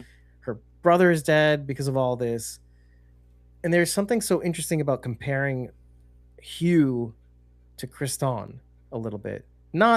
It's not necessarily the same, but we had made I had made the comment in the last season. What was all that for? Your daughter is dead. Pick up the pieces, take your ball, and go somewhere else. King's Landing is not for you anymore. You tried to stick it out. You tried to get the king at the time to pay the blacksmiths and stuff like that, the hammer to hammer the blacksmith, and for all the provisions that you need, but it didn't work out. He said he would do it, but it didn't work out. And your daughter died because of it, because she was sick. Take your ball and go home. What was the point of you trying to get a dragon? For who was that for? Your wife told you to stay, and because you left, it exposed her, and then things happened, and now you have to pay for it. You just like Kriston, you expected your homecoming to be a welcome one. What did you think was going to happen after all this? Did you think you'd be coming home and she'd run away with you? No, your daughter died and you left her. And she had no reason to think you would come back. I mean, a whole lot of people didn't. Basically, all of the dragon seeds died. Who was left over at the end? 2. Well, I mean, a whole lot of them ran out when Vermithor started frying people. A whole group of them escaped and ran out of the thing. Did we see them leave? Yes. The ones that got killed were the ones that he knocked off the sides and stuff. So a bunch of them did get away, but all of the ones that were within reach, they all, except for Ulf and Hugh. Ulf, that's it. 2 out of the. Did they even let them leave? Even if they left, do you know what I mean? They left, but did they leave? Do you know what I mean? I mean, why would they keep them? Kind of exactly, but also, why let them all live? I mean, who's I'm sure they were nobody will believe. Oh, maybe if we let him go, nobody's gonna. Sure, they brought you into the Dragonmont to see if you could ride a dragon. I'm telling you. But we got to see a whole lot of them die in the process. So she had no reason to believe he'd come back. First of all, and it was a long shot anyway. So what I'm trying to say is, what did you think would happen? It's sad, but you realize when it comes to Kriston, what were you even fighting for? Honor? For whose sake? Yours? No, you could have fought for someone. Anyway, it goes down to Hugh. It's no, but really, why did you claim the dragon? Who was that for? Your vanity? Well, your vanity, though? Look. It was a suicide mission is what I'm if kind someone of if you're I'm poor. I am poor. And if someone offered me the option to have this huge money making thing happen, and I might have to take a risk. Maybe I would, not now because I'm old and fat, but when I was younger, maybe I would have taken that. You know what I'm saying? So I understand why Hugh did it, but why didn't he send somebody to tell his wife that he was okay? All this time. This time. He couldn't because Templeton was taken. It's so sucky. This is called pigeons, and they can get pigeons into frickin' Templeton and ravens. So or have send somebody from King's Landing, hey, go walk to Templeton and find my wife and tell her that I'm alive. He could have done it any number of ways, okay? He didn't. So that's on him. I don't know if he thought he was keeping her safe doing that or whatever, but that backfired on him big time. Yeah, I mean, either way you slice it, let's just, even if it's, look, we all know what happened because Kat told us this episode. I don't think it would have mattered, but at the end of the day, it does reflect these 2 specific examples plus Rhaenyra reflect what everybody's going through. Well, listen, it was a long shot and you got what you got, but you lost everything else, basically. So what was it for? I'm not blaming anyone, by the way. I don't blame anybody for grabbing the brass ring, but this is a tragedy, folks. This is a tragedy, and that's I think that's why. Just going back to Kristen for a second, it's why I never fully piled on. Like Ormond is so easy to pile on. There is no virtue there. There's no understanding there. And here's the thing: they're gonna f with my head because of course he's gonna be kind of like the Aemond character. They're gonna make some sort of excuse of why Daeron and Gwaine kind of goes along with what he's doing because he was picked on as a kid or some dumb thing that they're gonna make me feel bad about in the next episode. There's gonna be something that's gonna be said that makes me think a little differently about him, but like out of all the characters, I love for now I'm piling on I'm piling on all the bad feelings I have towards every character and putting it on Ormond right now because that's all I have right now. Kriston, they made me feel something for, right? He kind of made you feel a little something too, Charity, at some point. But now that he's gone. So the fun little tidbit, the vomit is actually like Campbell's soup. Aw. They did like 30 takes, and he had to spit it out, 30 takes. spit it out every time. Yeah. Wow. It was funny though, wasn't it? Because it Yeah, it goes was. right into the goblet like he aimed for it. Yeah. No, If true. again, if you go watch the behind the scenes, they talk about all that. It's really cool. Yeah, it's ravioli and vodka sauce. That's what it looks like, at least. It's like kind of pinkish. Like, what were you eating, sir?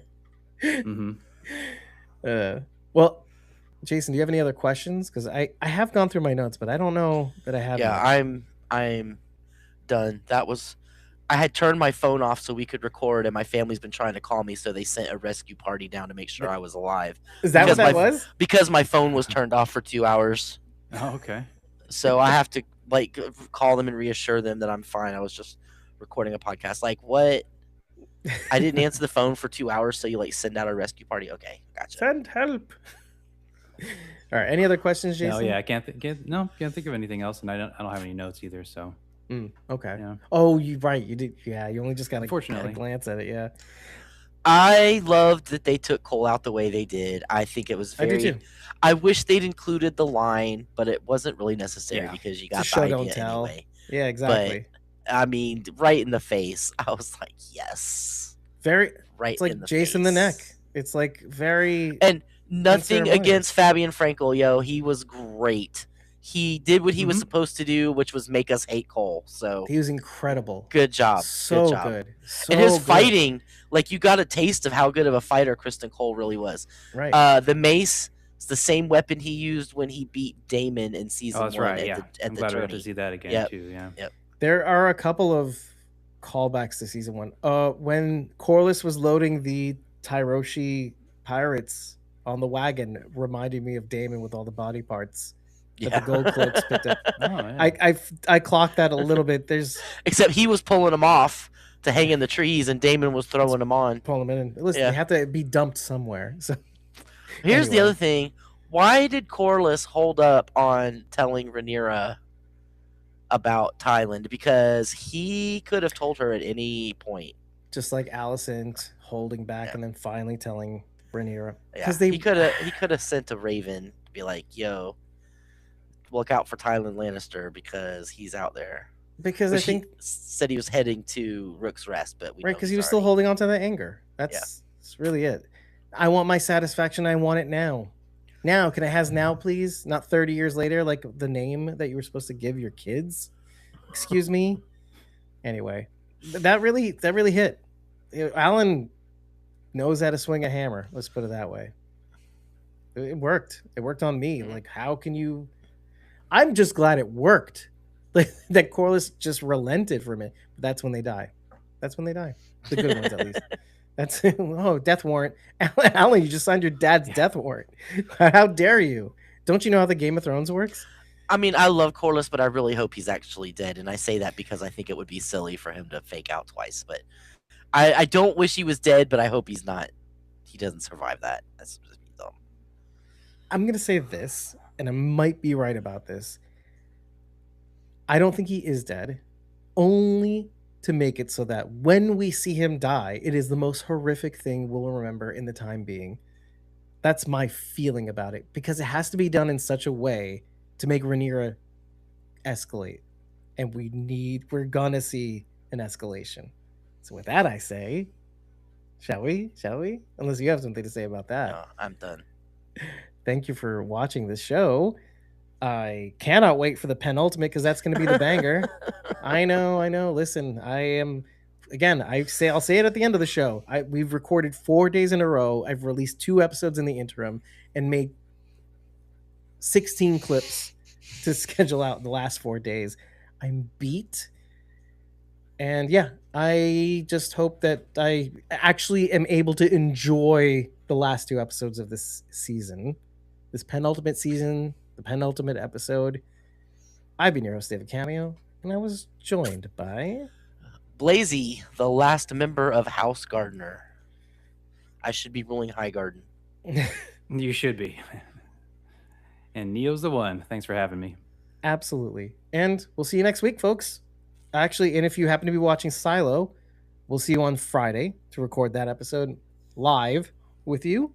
And hopefully we'll see you on Sunday to break down The Walking Dead Dead City's 2nd episode of its 3rd season, and whereby I may not watch that episode again, and we may have more fun of me completely not knowing the show. I am tempted, because that was kind of fun for me, actually. That was more entertaining than the actual episode itself. Take care, everybody. We'll see you soon. Hopefully. Bye. Bye. Stop